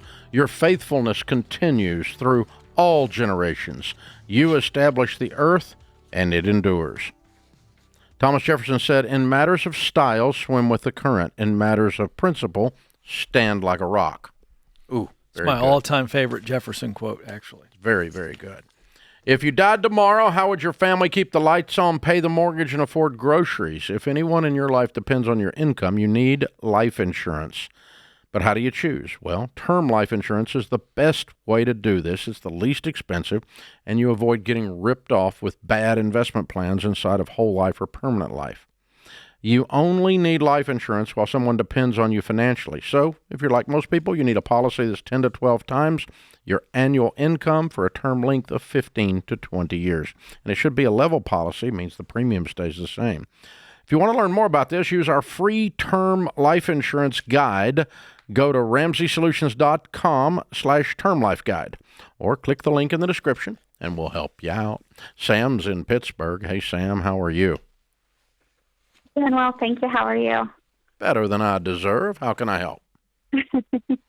My husband and I are trying to make a decision regarding my career where I would be transitioning from a public school position to a private school position that is very appealing in every way except financially. My income would be reduced by 1/3 if we made this decision, and we are currently on baby step 2. Is this... You're a teacher? I am transitioning from a service provider to a school counseling position. Is the reason for the move just desire to be in a better environment, or is it really, really bad where you are? It is currently the desire to be in another environment with what seems to be writing on the wall where it's going to get really bad in what my current role is. How long before it gets really bad? Weeks, months at most, but definitely this school year I see being very tumultuous with some of the administrative decisions that have been made. Is it real wear and tear schedule wise, or is it just something you disagree with? I'm going somewhere with this, so why I'm digging. What is the decision? What are those decisions going to cause for you specifically? I am worried about ramifications to my professional reputation based on decisions that are out of my hands because it is my role to provide the service, but I didn't get to be a part of these decisions and the way it was changed. But I'm the face of the service to the families. Mm-hmm. And I do have that concern, especially as someone who, I have at least 20 years until retirement. I have a long road to go, and my reputation matters, and it affects my job and my liability. Now, what do you do? You're a school counselor? Is that what you're saying? Yes. Well, my current role is very closely related to school counseling, but I'm finishing my school counseling certification right now with the hopes of transitioning into school counseling anyway. And this position has opened up that does not require me to be finished with my certification. What do you make? But I'll be able to finish it. What do you make? I currently make $74,000. And you'd make like 50. I would make 50. When is that? 74 also, I'll be making increased salary on the teacher steps because I do have a teacher contract, and eventually the classes I take will also bump me up some in my salary. All right, so when do you anticipate you're going to be done with baby step 2 if you were to stay where you are? That is a fantastic question. We have tried to plot it out where by May, which is also towards the end of the school year, and when I would be finishing my certification. So it doesn't affect baby step 2. I'm sorry. You make it by the end of May if you do the job change. You make it by the end of May. I'm sorry. If she stays where she is, they get it done in May. If you don't stay where you are, when do you get it done? That's our question. Are you? I'm sorry. I hate to keep interrupting you. I apologize, but I'm having these thoughts. So are you planning to stay to the end of the school year regardless? This position, I would be transitioning in October. Oh, immediately. Okay. So it's a third pay. Okay. Yeah. So instead of May, it's going to be September or October of next year before you're debt free. Mm-hmm. All right, and then another quick follow-up. Another quick follow-up on what you told us. If you take this cut and go to a private school, how long, or if ever, will it take for you to get back to the 70 that you're making now? I don't know if it would ever happen because it's based on, fundraising initiatives and things like that, how they can increase salaries. I haven't heard enough. I just haven't heard enough, and I may be not understanding how it affects your reputation, but I would hate for you to take this job right now. Private schools are always going to be there. Those positions are going to be there. A third pay cut while you're in the middle of baby step 2. I've advised people before to do it if it had some extreme situations to it. I don't see it, Dave. Or do you feel something different? I'd almost stick it out is my point. And get done with the school year and knock out baby step 2 and then look at. But if it's going to harm your reputation. I mean, it sounds like there's an ethics breach. That's what I can't figure it out. Yeah, but the like what they're asking her to do is against her moral code. Is that what we're hearing? Yes.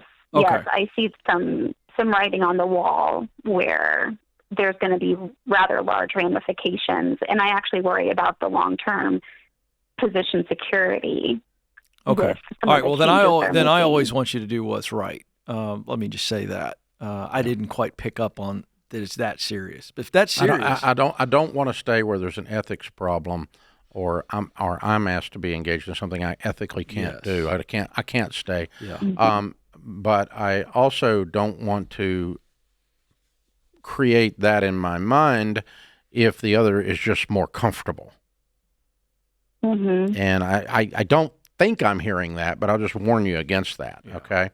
It's like I really want to go over there because it's my people and I'm more comfortable there, and so I'm going to blow the drama up over here in my head. I have the ability to do that, so I have to guard against that, Sam. I'm not saying you're doing that. I'm just saying I can do that.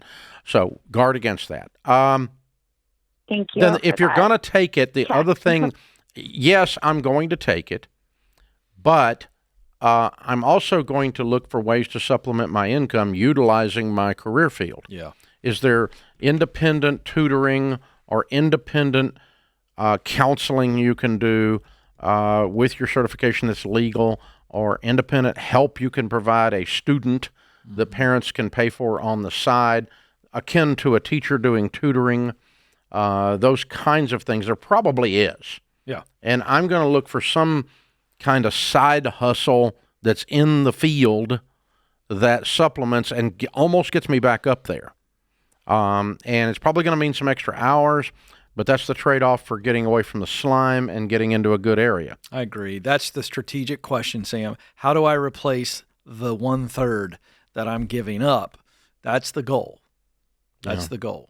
Yeah, and so, it's just blows my mind that people can get paid $40 or $50 an hour for math tutoring. Now, that's not your field, okay? But they are. Or reading help, helping people with remedial reading as side tutoring. The money that can be made doing that.